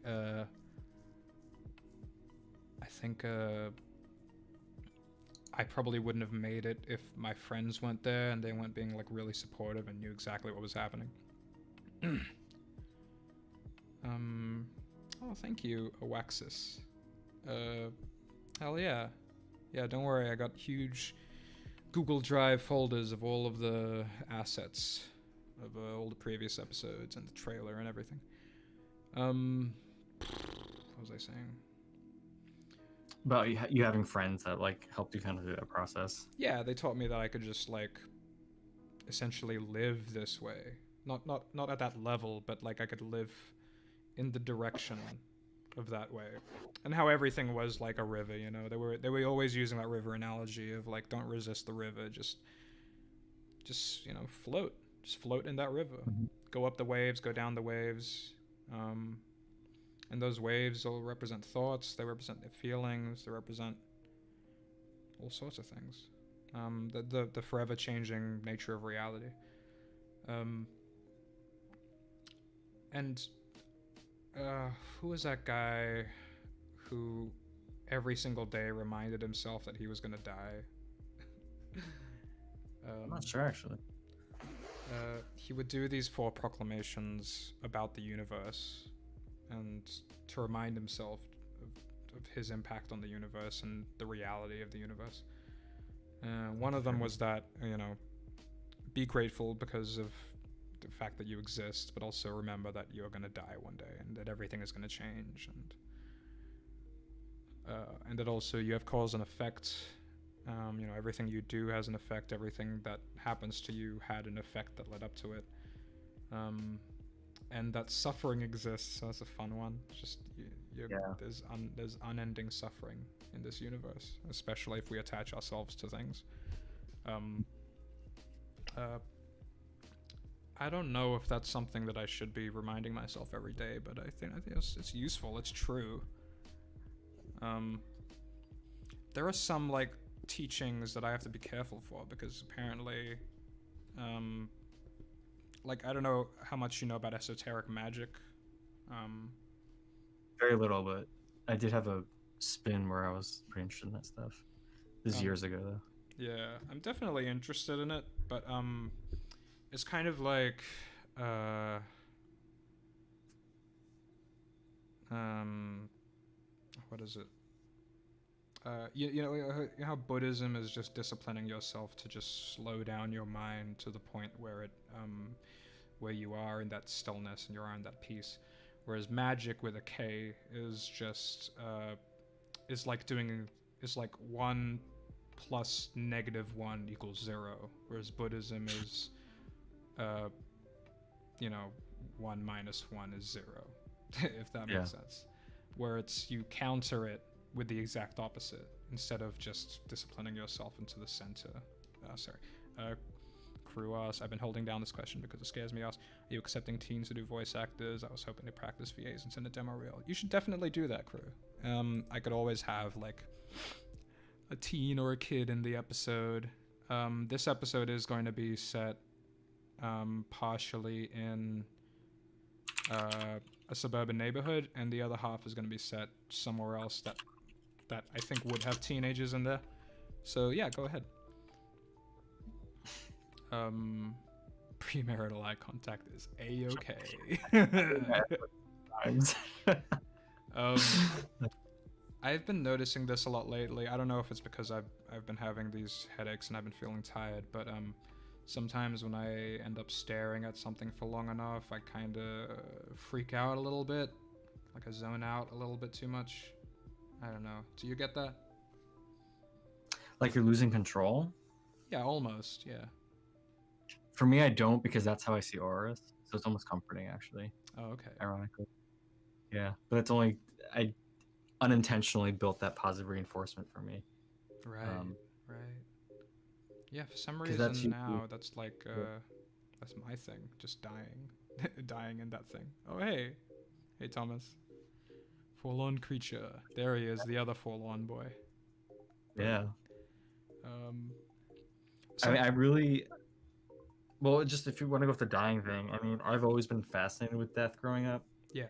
Like, I was kind of goth, but not goth enough to be goth. Like, I've always been fascinated with, like, biology and zoology, and of course, you end up running into death constantly if you're interested in that kind of stuff.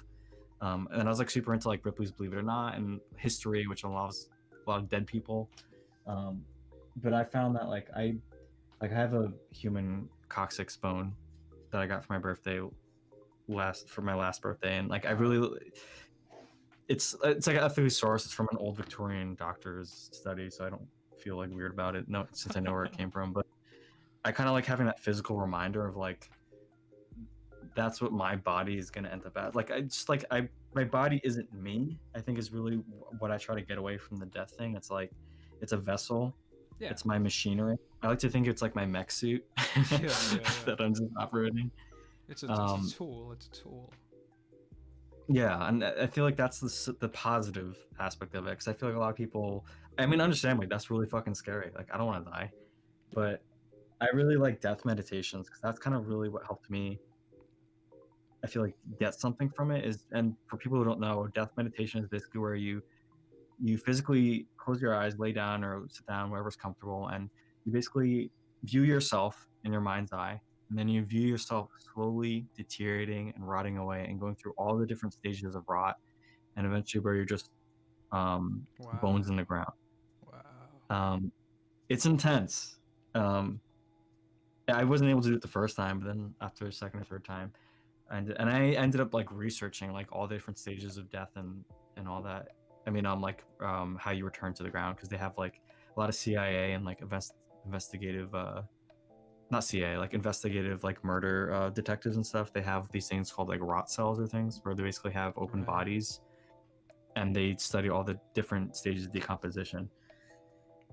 And it was like, I don't know. To me, it was really like a grounding experience, and it's a really great way to like make you not feel like hot shit, like, especially for people who like get full of themselves. It's like, dude, we're all gonna be fucking worm food. Yeah. And I think that's a good thing. Down in the dirt you will fall. Yeah. The Donkey Like people Monster. were like, "Oh, I wish everyone was immortal," and I feel like that would really fuck things up Oh yeah, if that we would had immortal fuck people up. Like lifespans. death is the great equalizer as well. Yeah, You it's a good know, reset button. no matter how rich and powerful and full of yourself you are, you know you're gonna die. Hey Bun, can you Yeah. answer this story for me? Does Connor get more powerful the longer he isn't killed? Also, the Foundation makes him get killed constantly because in Ifanakia he wasn't. Ah, that's a good point. It is something similar to that, but not in the way that you worded it. But I appreciate you paying attention to that. Yeah. I read some World War II non-fiction books, which really helped with my fixation on fear of death. Oh man. Yeah, maybe I have an intense fear of death because I don't think about death a lot. I don't know why I've always thought about death. Like it's not like people died in my family at a young age or anything. Yeah, me neither. I'm not sure. It's weird, but I'm glad. I guess I have always been interested in it. There's definitely a lot of lessons you can kind of take away from it. Because the ego death, aside from my body rotting, I did die in that the culmination of habits that made up my personality got reset. So it's I'm sure there are parts of me from the past that are still there, but I have this completely different way of looking at everything now. It's like I love my parents now, you know, like I tell them I love them, and that's something I never ever did. I never felt comfortable with. I thought, fuck that. Yeah. Fuck them. I would just hold on to every single thing that they did, or everything that I thought they did from my childhood. And just be like, well, if they don't change, then I'm not changing. You know, like it's up to them, which means I'm never gonna change. Yeah, no, I can really. It's crazy. Are you a glizzy gladiator? We as a community need to know. I don't know what that is. It sounds great though. I don't either. Glizzy gladiator. Thomas, to your question, I actually don't remember when I first started thinking about it. I've just always, I think cryptids and like I've always been interested in like the occult and weird things and like I think those things kind of eventually lead to you thinking about the afterlife and death and things like that. And like I was raised Catholic, and Catholicism was very much about focusing on Jesus died constantly, so that probably could have been an influence too. Yeah. I think that's like one of the only things I kind of took away from Catholicism, because I'm not Catholic now, for people wondering. And like one thing, I visited Rome once, and they like have a whole memento mori thing where they'd have these whole monkhoods where they would basically mummify their bodies after they died to preserve kind of their physical body, to remind people that like life is transient and that in the end God will judge you. Very doom and gloom, but yeah. I do kind of like, I do end up liking the message of the impermanence of life though. Less of the aspects. But, absolutely. Yeah, because I mean that is where the suffering is, isn't it? You know, when you're like the first thing I learned on the ego death is that I actually am afraid of death, which implies that I love life. But then after I let go of that happiness and, you know, started crying that whole night, I realized that, actually the suffering comes from the attachment to either. You know, either if I'm so anxious about death or if I'm so obsessed with life, I'm going to suffer either way. Because I'm going to be losing both of these things at some point. And thinking about it is just going to hurt. Sorry, I need to go to the bathroom again. I actually do too. Oh shit. Okay, chat. wait. I'll hold the fort, and then when you get back. Okay, thank you. I appreciate the fuck out of that. I got you. Thomas, I literally have a fake skull with sunglasses on them in my room right now, with a cowboy hat on it. So I completely agree. Skulls are much funnier if you put sunglasses. I've never been to France, so no. I've only seen dead people in Rome. I feel like I've seen. No, yeah, I've never seen other mummies. I'll send you a picture later. I think you'll appreciate it. I don't know who Glizzy Gladiator is or what that Glizzy Gladiator is. Sorry, guys. Oh yeah, the first time I saw a human skeleton was there was an oddity shop in New York City, and they literally were just like, dude, we're selling Tibetan jeweled skulls, and here's a whole skeleton you can buy for $2,000. And I'm like, I did not feel comfortable buying that. So, fun fact: don't buy random skeletons because they're usually Haitian bodies. Haiti's biggest export is skeletons. So keep that in mind, folks. Hell yeah, what you talking about? Telling people don't buy random bones because a lot of times they're not ethically sourced, and a lot of people don't know this, but Haiti's, I don't know if this is still true, but at some point Haiti's biggest export were skeletons, or just like for like medical schools and things like that. Just... Haiti the country. I thought. Yeah, the country. Yeah. I thought you meant the Greek god. Like. Yeah, Hades. Yeah. I mean, that would he say that. Whoa. It works. What a metaphor. Yo. Yeah, you go take your piss or shit, whatever it is. Back. I already took my big dong.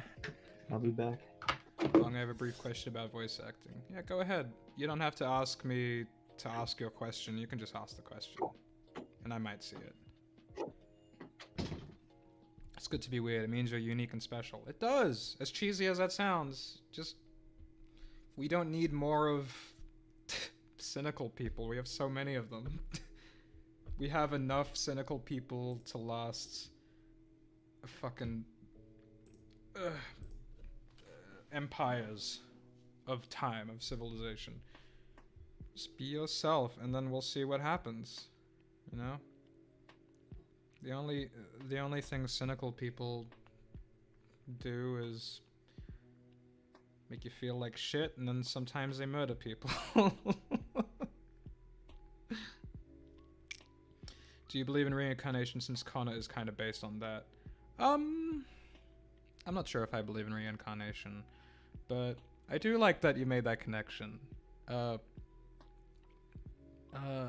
Connor's type of death is more like blacking out a little bit. It's almost like getting blind drunk. Connor doesn't have a very spiritual background. Search up Glizzy, you won't regret it. Basically, practice involving the eating of a hot dog that has become a cultural phenomenon. Yeah, I literally looked it up because people kept asking if I was a Glizzy gladiator. I don't regret it. That's fucking funny as shit. What's an ego death? I must know. It's a really intense experience that you can get on either psychedelics or having a near-death experience or giving birth or through intense meditation where you feel like you've completely disconnected with your body. Because the truth is, I'm going to unveil the curtain here, that if you peel back the human onion that is your mind and you're like, where is the center of this onion? It's like, well, there is no center. That's what, the entire thing is made of layers. And that is basically the same as a human mind. All of the things we create, all of our beliefs, the constructs, our self-image, self-identity, self-value, all of these things that we create from nothing, essentially, from the interactions of the universe, from the interactions of people around us. That's what makes us up. And so having an ego death kind of shows you that in the end there's this fundamental emptiness inside of us that is not a bad thing. It's like a mirror, you know? You can spend your time surrounding yourself with happy people and becoming a happy person and opening up to them and reflecting them, or you can surround yourself with negative people and become a negative person. And people don't want to think that they're that impressionable, but they really are. The brain named 100%. itself. Yeah, the brain named itself, bro. Are you back? Did you wash your hands? I did. Good. I try to. I think it's important. It is. I can say I washed my hands pre-COVID, so take that. Are you looking for voice actors? Studio said he would want to voice acting for him. Alright, well, just at me on Twitter with your demo reel if you have one. an SPRPG. Ooh. Anyway, I don't know. I don't. I find it strange how like excited I get about death too. Yeah. like how different cultures think about death. I really like. There's a really cool Instagram I follow called Hexon Cult, and he basically does a lot of research of global like funeral rites and like how different cultures handle death Mm. through their religion and culture. And there's a really cool one in Bali, the indigenous culture there. They have sky burials, and they literally have like walls of skulls of their ancestors, and it's like a positive thing. Wow. Meanwhile, I go to Cambodia, and it's like a sign of genocide. So it's kind of really interesting to see how like Right. different cultures handle like the same imagery. Jeez. Yeah, I hear in parts of India, they just whenever somebody dies in a village, they put the body on a stretcher or whatever, and they just carry it through the village. You know, just sort of showing everybody that this person died. Yeah. And I think that sort of not only desensitizes, but helps you sort of understand the impermanence of everything. Whereas, in America or Australia or wherever you are in the first world, it's like, oh, don't look at it. don't look at the dead body. It's a disgusting thing. It's a terrible thing that we don't want to think about. That we have to embalm and make them look all good and clean and like they're alive. And it's even worse when you recognize the face. That's when it really like hits home. Yeah, it's kind of fucked up. When Diogenes died, he had his body taken to a field to be eaten by animals so he could give back to the world. That's real sweet. I mean, I like that. he could have just done that by dying in some grass, but I appreciate that. My good sir, you said there would be a confinement episode based on a suburban neighborhood. Do you think there could be a child voice actor 10 years old? If you have a good demo reel and a good microphone, then heck yeah. I've had a couple of voice actors who are pretty young in Bunk Chronicles. They're pretty funny. But I'm sorry if you don't get the part. It's not a guarantee. Reincarnation to me is basically the conception of becoming a piece in the circle of life. Yeah, it is. I mean, if that is how you view reincarnation, then yeah, definitely. We are always reincarnating. The cells that I had for the past 7 years have reincarnated into, I don't know, dust, some kind of energy. Yeah. That's a fun fact. I think we go through 8 skeletons in our whole lifetime. Yeah. Something like that. Yeah, bro. It's crazy. So, it makes more sense to say that, I am Lord Bunging. I am bunging around. And you are Jamesing around. I am Dannying around. It is emotion that is moving forward. If nothing lasts forever, what makes love so different? Oh, I mean, an individual relationship doesn't have to last forever, but you can still love things that aren't a person. You can love the change. You can... the reason I personally try to practice love is so that I can learn to love new things as they come. I don't want to become a person who slowly closes off over time and suddenly starts hating everything as they become new, like, oh, I hate these cell phones, I hate these kids and these millennials, like those people have closed off and they hate everything that is new. If I practice love, if I practice mindful love, loving kindness energy, all that shit, all that hippy dippy shit, it becomes easier to tolerate everything as it affects me, including the bad things.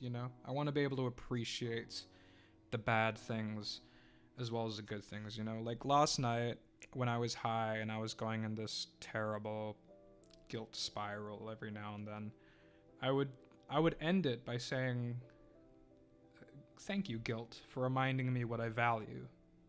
I would say, thank you, shame, for reminding me who I am now and that I'm getting better. And just adding this positive twist onto everything. And it challenges this idea of that I am not good enough, that I shouldn't be happy, because fuck you, I'm making myself happy, and I'm acknowledging it. I mean, I wonder if that's a cultural thing, this feeling of like we have to earn happiness, we have to earn love, or if that's more of like kind of both. Like it's partially part of being human and part of how we're raised. I think a part of it is definitely a Western thing, a small part of it Yeah. at least. Like this, we're gonna talk about capitalism, kids. Oh no, he said the word. I said the word. But capitalism essentially values your ability to work more. Well, it doesn't reward your ability to work more, but it values your ability to work more. And so they say like, oh, you can make the American dream. You can make it. You could work hard. You could grab the straps of your boots, however the phrase goes, and just get up there. And all by yourself, and then you can provide for your family, you can have a cool car, and you can, it's this whole idea of like you can beat this competition. It's a constant competition. And it's fueled on personal guilt, because if you're not succeeding, you're fucking up. Yeah, exactly. And the system, well, it will punish you for not working, because they want you to work for the economy. It'll punish you when you work. So it's like, what's going on here, man? Yeah, it's like, actually, I just want to live. I want to live. Mm-hmm. And if there's any injustice that puts you back in some way, let's say, for example, you were raised in an area that was formerly redlined. And if you don't know what redlining is, it's when back in the good old Nixon era, when they would split neighborhoods up between black and white families. And so the property value of the red line neighborhoods was trash always, and continues to be trash now because it was always trash. Meanwhile, the white neighborhoods, they went up. So you can actually afford to leave any neighborhood if you want to. But if you were stuck in a red line neighborhood, you are stuck there now, most likely. And you can't leave that neighborhood. You can't go to a good school because that neighborhood doesn't have a good school. And you are completely disadvantaged in basically every single way. And you are made to feel like shit because of these things that were totally out of your control, for example. And, well, that's just one of the many, like, obvious flaws of the whole thing. But, and I think a lot of people are waking up to that now. A lot more people, at least. I mean, a lot of people have already been awake to it, especially if that's been your day-to-day life, living in a low-income neighborhood with an increased amount of police and all that jazz. What was I saying? But the suffering, the illusion of, I have to follow these rules is breaking down. People are going to protest. People are pissed off at the government. People are fighting everything. I mean, a part of me is like, fuck yeah, let's burn everything to the ground and, show how angry we are. But another part of me who's like trying to cultivate love is like, it's a really big fucking shame that it had to come to this. You know what I mean? Yeah, it's not like it had to get to this point. Like, this could have been solved much earlier. Hi, dude. Greetings from Peru. Hola from Australia. Rodrigo D. Wait, do they speak Spanish in Peru or do they speak Portuguese? No, Spanish, yeah. Okay, cool. What are we talking about here in the chat? Yeah, but those who are born in those neighborhoods actually leave by the next generation. Well, they can't afford to leave by those generations because they can't sell their houses. Nobody wants to buy their houses. Some of them manage to leave, but you find in those low-income neighborhoods that they're still very prominently black. Well, I mean, literally where I live. So I live in Long Island. For people who don't know, that's right next that Long Island next to New York City. And literally the entire suburb. So Levittown, I live near. I used to live near Levittown. I moved, so don't stalk me, people. But basically, Levittown was the first American suburb, and literally was built specifically for white Protestants. Yeah. And Long Island's infrastructure, the way the highways were paved, they were intentionally made parkways instead of highways, and they had low bridges so that the buses from the poor city neighborhoods couldn't come to the nice beaches and parks and neighborhoods on Long Island. Yeah. So people were literally physically prevented from driving to these neighborhoods. You had to own your own car. You had to, real estate agents wouldn't sell your homes if you weren't white or if you weren't Christian, basically. And that's literally like the foundation for where I live. So Yeah. literally, like, I've seen entire communities that have not changed in the past like 60 years. Yeah, because it can't Well, not change. You can't sell a house that was designed for the lowest people in society at the time. You know, Mhm. you can't sell that. And it doesn't. The price doesn't go up unless it was already it had value to begin with. The guy called Some Guy gave $5. Thank you for $5. Have you heard of the philosopher Arthur Schopenhauer? He provided really good and unorthodox commentary on suffering, the nature of existence / will. I actually don't know anything about that. Sounds good. I'll check that out. We've got a lot of chungus. We've got a lot of people talking about the chungus in chat. How do you feel about Confinement Rule 34? I've seen some of it. It's pretty good. Some of it's not so good. What else here? How active is that? What, the Rule 34? Is it like popping? I have no idea. I haven't checked recently. Hey Bung, where can I start research on magic? I would suggest Jason Louv. He's quite interesting. He has his magic school called magic.me. But magic with a K, it has a C as well, sorry, so it's MAGICK. So magic.me, there's a free trial, there's a free class, like an introductory class you can get into. So if you're interested in that, go ahead with that. But a lot of it is just going to be meditation and breathing for a while. And once you learn to do that, you sort of move on to the next step of, you know, being in that stillness of the mind and fucking around with the boundaries of your mind. But it can get pretty intense. Magic is like a really intense version. This is very reductionist, but like a really intense sort of Buddhism, where you are pushing yourself in this way. It requires a lot of discipline, patience, and all that. I don't know. Is there? I'm curious. Are there chakras and stuff involved in magic? Or Yeah, is absolutely. That like, there's chakras. I should look into this more because I do a really intense chakra intention. I don't do it all the time, but like because it's not always But basically, like my most intense psychedelic experience was through a chakra meditation. Really? Yeah. And it's not like I can just snap into it. Yeah, you have to go through the chakras slowly, I imagine. Yeah, and I like it a lot because it helps me a lot when I'm really struggling emotionally. Because I find mindfulness meditation, I hit a wall a lot of times with that. Chakra meditation lets me kind of get past because I'm just like dropping the monkey mind and I'm just listening to the emotional mind. Yeah. Because it's a very physical sensation kind of thing. Like I physically feel the changes in my body. So how And it's how very do like you, I mean, can you take me through like how a chakra meditation goes? yeah. So I mean, I usually use the. Have you seen Avatar: The Last Airbender? Yeah. So the chakra episode is actually a really good beginner's guide of like the meaning of each chakral source, I guess. Really? And there's 7 sources. Yeah, I mean the only thing is the pleasure chakra over your belly button is really the sexual chakra, but they explain it as pleasure because it's a kid show. Yeah.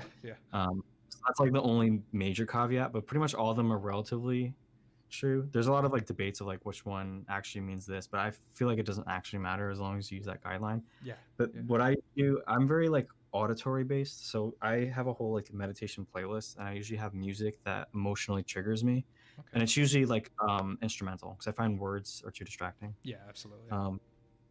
So like I find the score from Neon Genesis Evangelion, that movie, is really powerful. Right.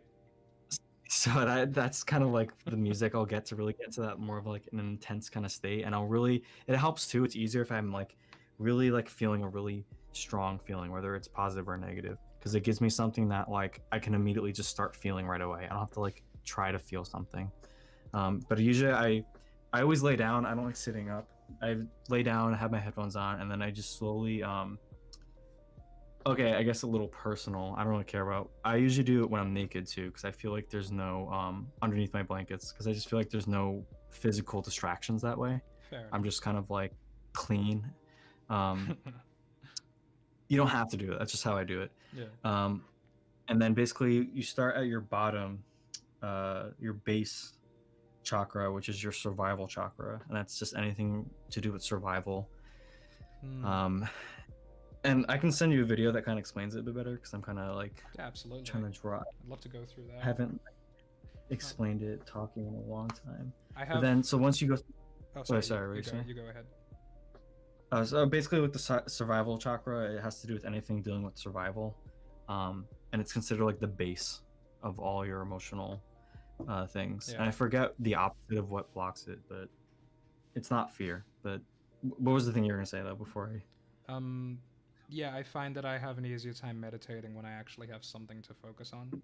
Um, Yeah, uh, so like the love meditation really helped because I was just going through, well, trying to find out who my worst enemy is at the same time is also fun. But and yeah. uh, Like for me, I physically place my hands over each area that I'm concentrating, so I can feel the pressure of my hands. yeah, Um, and then I'll usually try to feel the emotion that I'm feeling, where my hands are feeling too. And I'm usually doing like deeper breaths. I try not to focus too much on my breath, because I find that once you get into it, your breath will actually slow down accordingly anyway.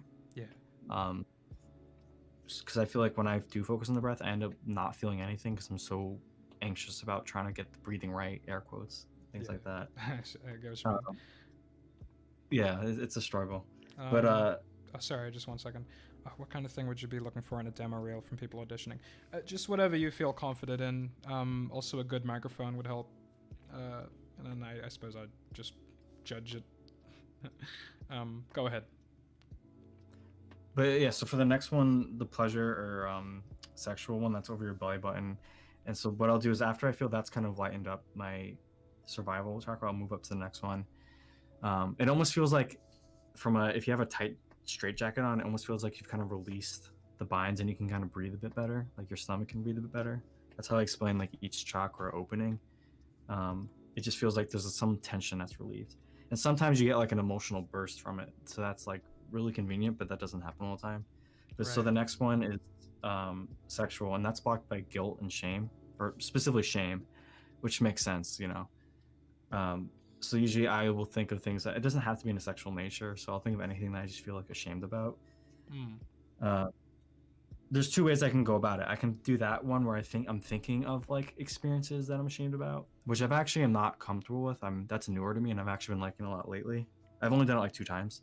But then the traditional way I do is I just sit there and I feel the thing. And what I'll do is I'll create a physical, um, imagine like a visualization of the thing I'm feeling. So a lot of times I just get weird, strange imagery. Like one that I specifically remember is my fear looking like a spiky, oily ball that's constantly shifting and floating in this red ribbon like environment. Yeah. And once that visualization forms in my head, it's like boom, you got it, and you're good, and then it opens up. It's really weird, even though Wow. like nothing's chattering going on in my brain. So it's like I understand it, but I don't at the same time. Um, and then so once I feel that, then I go to my solar plexus, which is the strength or power chakra, and that's fear blocks that one out, and that's the one that is constantly getting blocked in mine. Um, just because like anxiety, fear, anything that, it's like I feel like the most commonly blocked one for most people. Um, Yeah. so that one, and it's basically the same process where you kind of go through, you feel it, and you either just kind of, and you have to have extreme acceptance. You're not trying to change how it feels. You just have extreme acceptance the whole time, and you're Mm. just kind of appreciating and analyzing the feeling for what it is, and you kind of just take that through. And I guess to quickly go over, then you have the heart, which is love based. So that one is also like I find to be one of the hardest. Then on your throat, that's the expression chakra. Then your third eye, which is like your connection to the spiritual realm. Mm. Yeah. There's other meanings, but that's the meaning I remember. And then you have the crown chakra, which is the top of your head, and that basically is you and your connection to like the universal consciousness. Right. Um, Right. and that one's tricky too, because I don't really have an emotion associated with that. Yeah. It's more of like attachment to like attachment to this realm is how some people explain it. That's how Avatar explains it. Right. So you have to focus on like becoming less attached. Yeah. But the most intense experience I had was basically where I felt my body ends up getting like this like energetic electric feeling, and I feel like my consciousness is kind of growing out of my skin. And so either like I'll feel my body feel like it's shrinking and my consciousness is growing, Right. or Right. I'll feel like the opposite where my consciousness is shrinking and my body is this giant vast like pool or something. Wow. But and then my most experience was that, plus my body kept shrinking, my consciousness, or this like energy field kept expanding, and my heart got louder and louder and louder and faster and faster and faster, to the point where it felt like I got worried. I got too scared. I thought I was gonna have a heart attack, so I stopped. Shit, man. But I kind of regret it because some people are saying that is what you experience right before you have an out of body experience. Right. Fuck. I might have been close to that, but who knows? Maybe I was actually having a heart attack. So. Oh, thank you, Alex Wisniewski. Thank you so much for SCP videos. You inspired me to make an SCP video game and brought me into the world. So thank you so much. Thank you for the $10. I appreciate that. So my child bladder has to go to the fucking toilet again. So yeah, just have fun with the chat. I always love wrangling chats. That's what I live for. Connor doesn't have to brush his teeth, I'm assuming, because if you die, you're just renewed every time. That's not canon, don't worry. What's up, chat? Do you guys know who I am? Thanks. Guys, you gotta give money to Bong when he's here. Okay? He's going to the bathroom right now. This is a chill stream. We're just chilling. Yeah, Blind God, I've listened to Alan Watts. He's pretty cool. He can get a little like I'm hard to follow sometimes because it's very like deep wisdom kind of stuff. Do you like bugs? I do like bugs. I admire them, but I am definitely afraid of them. I was thinking of actually recently you can get these really beautiful pinned beetles and things like that. They're called like jewel bugs. And I feel like analyzing things you are afraid of and physically having them on your desk can help a lot with becoming less afraid of them. Hell yeah. Because I hate spiders. They're asking if I like bugs. Yeah. Fucking suck. Oh, thank you, Mr. Doom, for the $5. Thank you, Crying Goes Bark, for the $5 as well. Yeah, man. This one person just keeps asking, like, what is your view on National Socialism in chat? It's been like the 50th time they've asked this question. Dude. Like, what does that even mean, National Socialism? Trying to reference the Nazis, like National Socialism?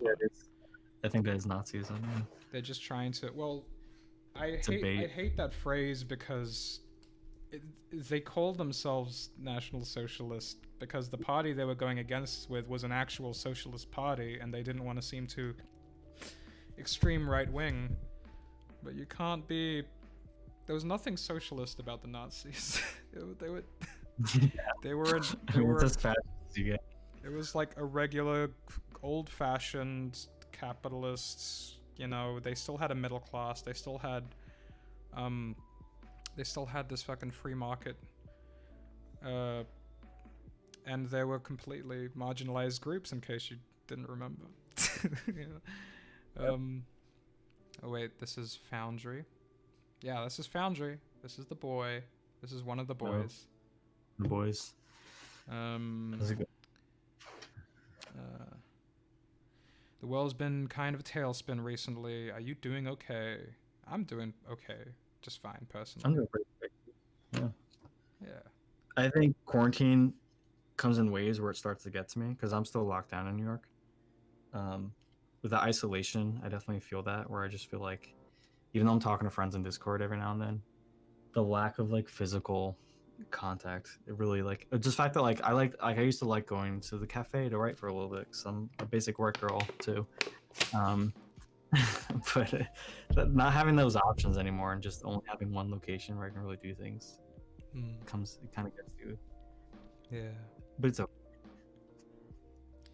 Hey Bung, I have given you a tip, so please answer this. I beg you. The sword was speaking about Connor having a demon inside him or something. What was it talking about?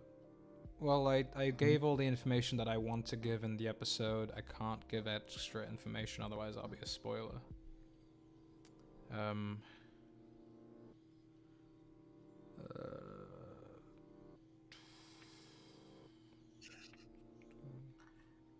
are we talking about again? We were talking about out-of-body experience That's it. and childhood. Yeah. Oh, just 1 second. Where would you send those voice clips to? Just on Twitter, and I'll respond and say if I like or don't like. Don't take it personally, though. It doesn't mean that you're a bad voice actor. It doesn't necessarily mean that. It could mean that, but it doesn't necessarily mean that. It could just be that, like, I don't need this kind of voice for the episode, or you don't have a mic that works. Some people have gotten angry at me because they don't have a good microphone. It's like, well, I'm sorry, but what am I to do here? It's not, you know. Anyway, yeah, I remember having an out-of-body experience just from mostly from LSD, but I've had some pretty close ones from meditating, where it's just like, whoa, where you kind of forget where you are, you know. Yeah.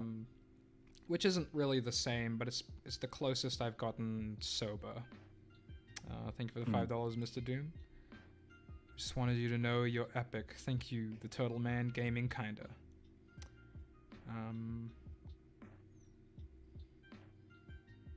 Does Connor have to go to the doctor, or does he just die? Yeah, he just dies. It's cheaper. What is the hardest first hurdle to get past in making an indie animated series? Speaking as an animator working on one myself now. Hurdle. Singular hurdle. No. I don't think there is a singular hurdle when you're doing something so often.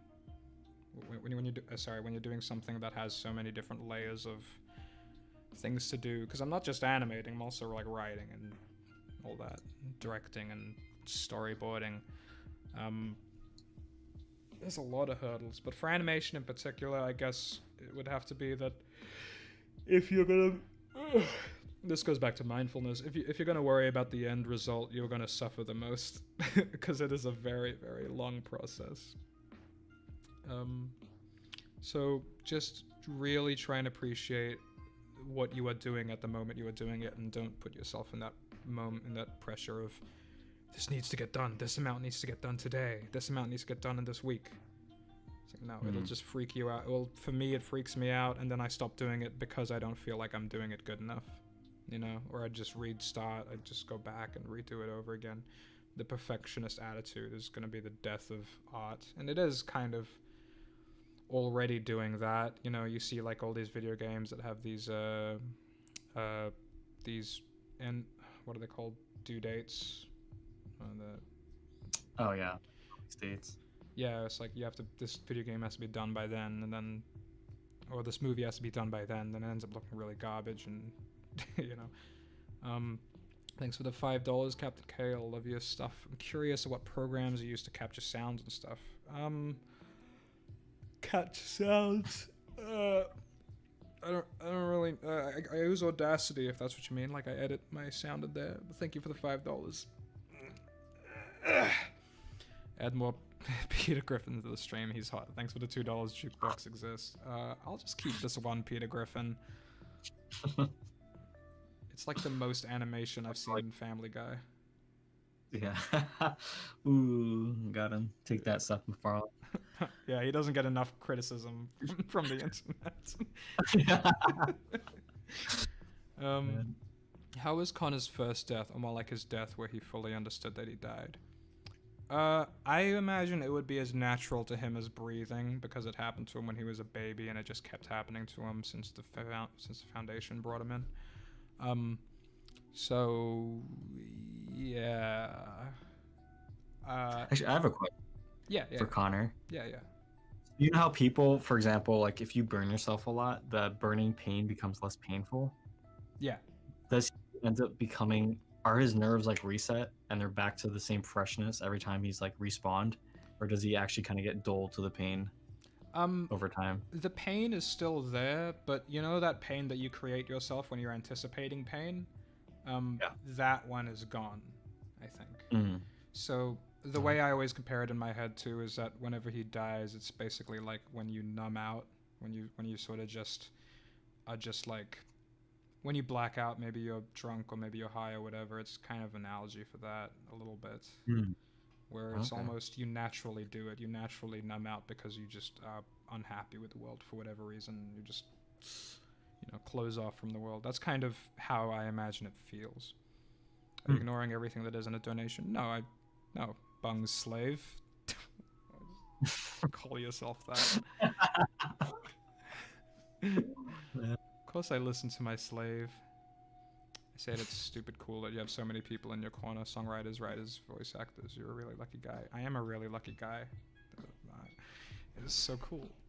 I have like all this access to all these people. I try to thank not thank myself, sorry, just be grateful for it. Yeah. Yeah.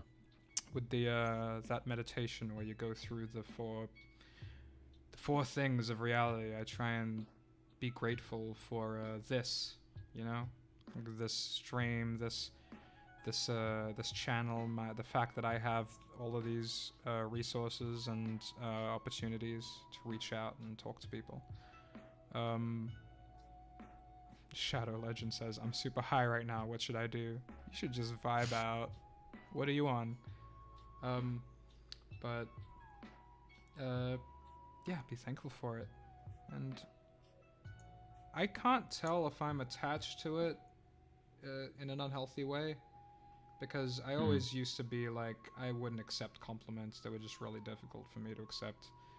And now it's like, yeah, I'm opening my heart a little bit, and it feels a bit gross. Like a compliment feels a little bit gross for some reason. Like it feels like a weird slug going into my chest. But it feels good at the same time, and I'm trying to lean into the good part because I know it's a good thing. Well, I feel like, at least for me, I always feel kind of guilty or like weird if people. I mean, obviously everyone feels weird with compliments, but there's like a guilt thing I think Yeah. going on there, or this paranoia of like I don't want people to think I'm like full of myself. Yeah, I get what you mean. Yeah, like that image, that being insecure about your self image. Thank you for the $10, Cormac Shanks. Hello. Oh shit, meet the swagger's back with the $5. Thank you. Now we were just talking about meditation, all that shit.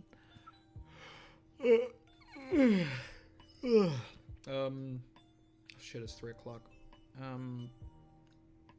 How long has this stream been going on for, actually? Oh, like 2 hours. Then. Oh shit. Yeah, I think I'm going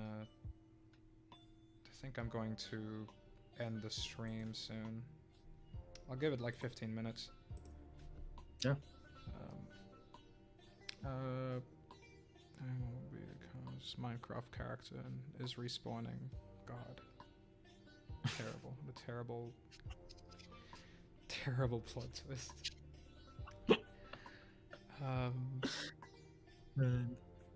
still have a challenging time when people compliment voice acting. Yeah, it's weird. It's a weird learning moment, Thank you for the $5, the mans. How do you come up with a story like this, and do you do it on the fly or like write it all down and slowly incorporate it? I mean, it is a slow process, definitely. Like, there have been many versions of confinement that you aren't ever gonna see anymore because I've changed my mind on things. That's gonna be it. That's gonna be like the perfectionist attitude might have something to do with that, I'm sorry, Meet the Swagger, but thanks for the $10. Thank you, the $5, Adam Goff. Yeah, story writing is really tricky because I don't know when I need to be like okay with it and when I need to be like this needs to change, Yeah. It's rough. And sometimes it just comes down to like I'm tired, I'm gonna stop now.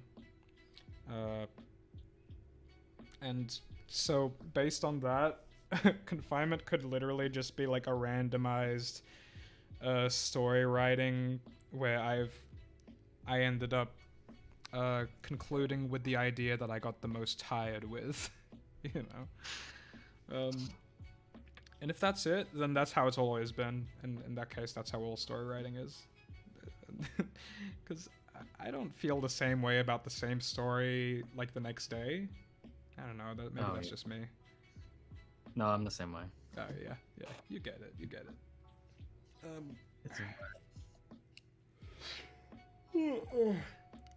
Connor does weed all day. That's what he does. He does.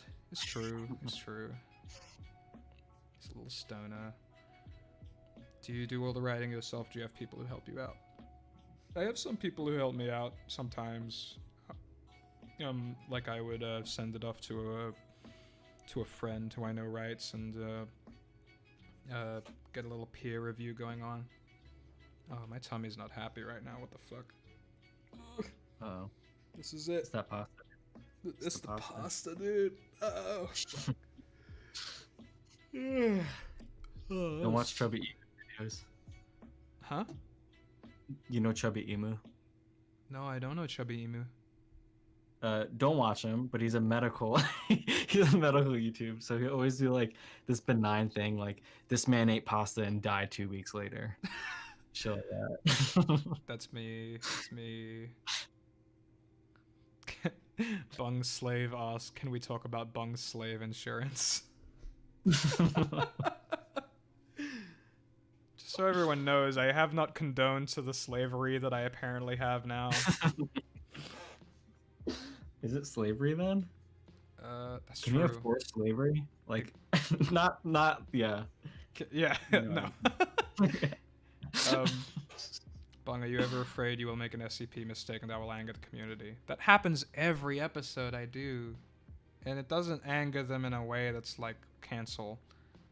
It's oh shit, presenting to the emergency room. Oh no, don't tell me you're in the ER. Or is he referencing something? Cryptic message. Yeah, not sure. I hope he's referencing something. Yeah, jeez. My man. Volgan. Don't die, Volgan. $10. Hey, Lord Bong, I'm a huge fan. I love your work and your characters. You're my biggest inspiration when it comes to pursuing my art and animation career, and I aspire to achieve what you have one day. Oh man, that's really sweet. I mean, don't aspire to exactly what I do, because I think that can only happen once. But oh, you can do your own thing, and it'll be better than what I do, unless it isn't. But it probably will be better, because I'm just gonna I think technology can only get better in the future, and you can stand on my shoulders, Dylan Campbell. You can take what I do and make it better. I believe in you so much, Dylan. I'm saying this as they're scrolling up slowly, and it's like they're ascending. And I don't know if this is like the pasta talking, but fuck, I'm deteriorating mentally right now. The pasta wants his vengeance, dude. That's Chubby Emu's intro line. Shit! Yeah, I forgot about that. Yeah. That makes sense. You're right. Good.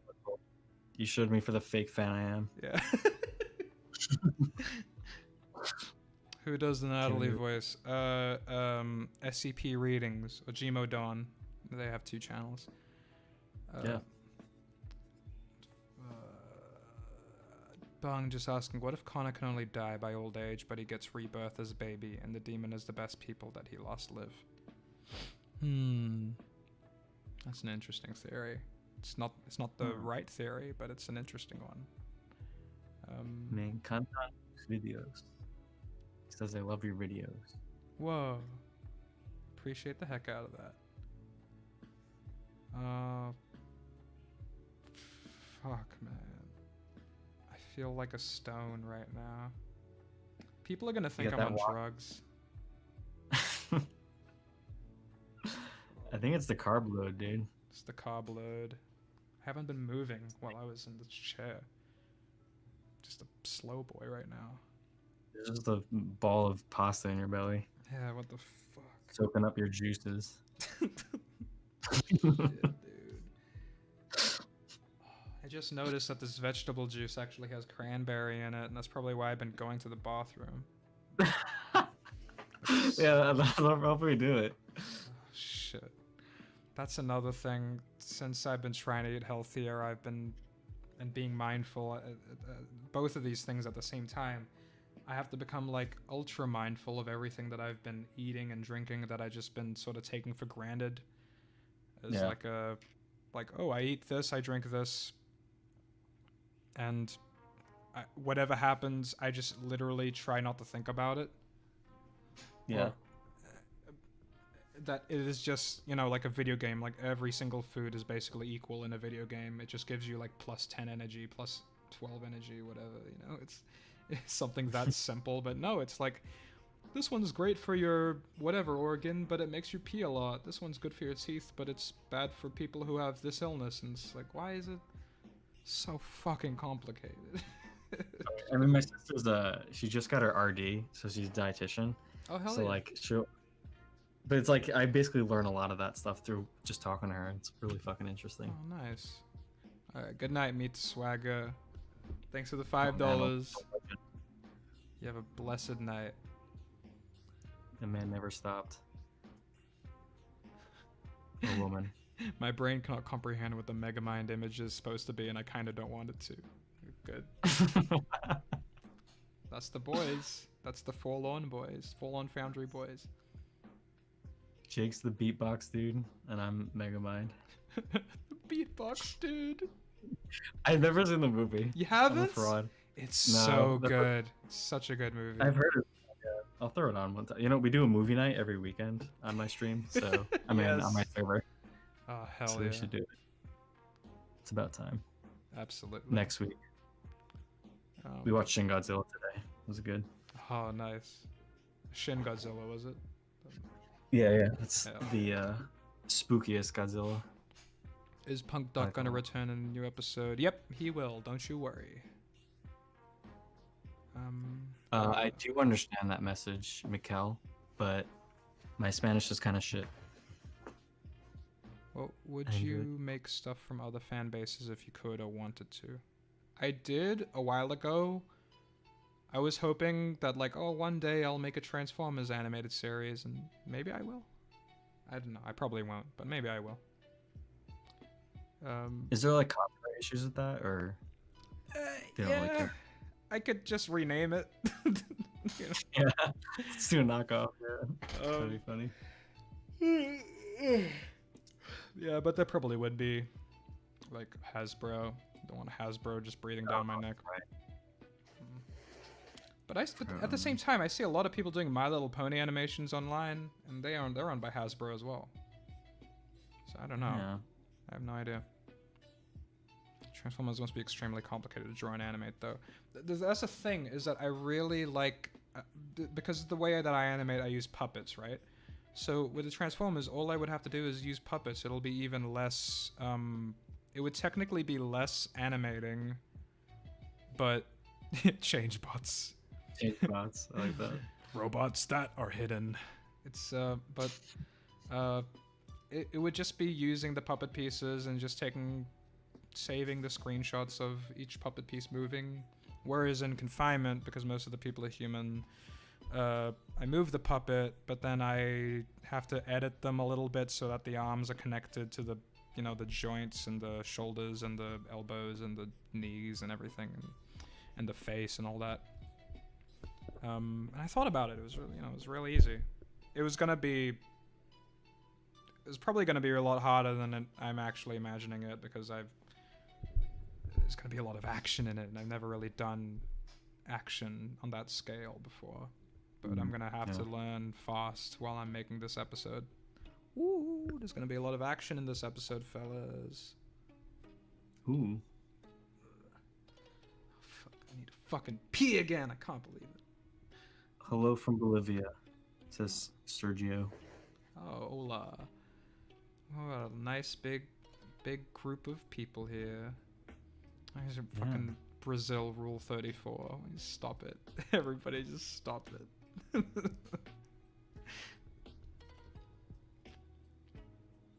Yeah, that was actually pretty good, the translation.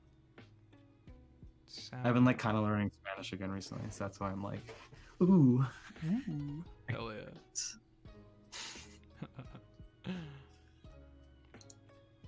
How long has Bumblebee been getting his head bashed in? Apparently like 2 hours. He ain't gonna be the same again. Oh man, I actually really do need to piss again, so I'm gonna end stream now. Go. Goodbye everybody. I appreciate y'all showing up and listening to our little ramblings as the pasta takes me away. My people have disobeyed you. I'm Italian American. That was a joke. Anyway. Bruh.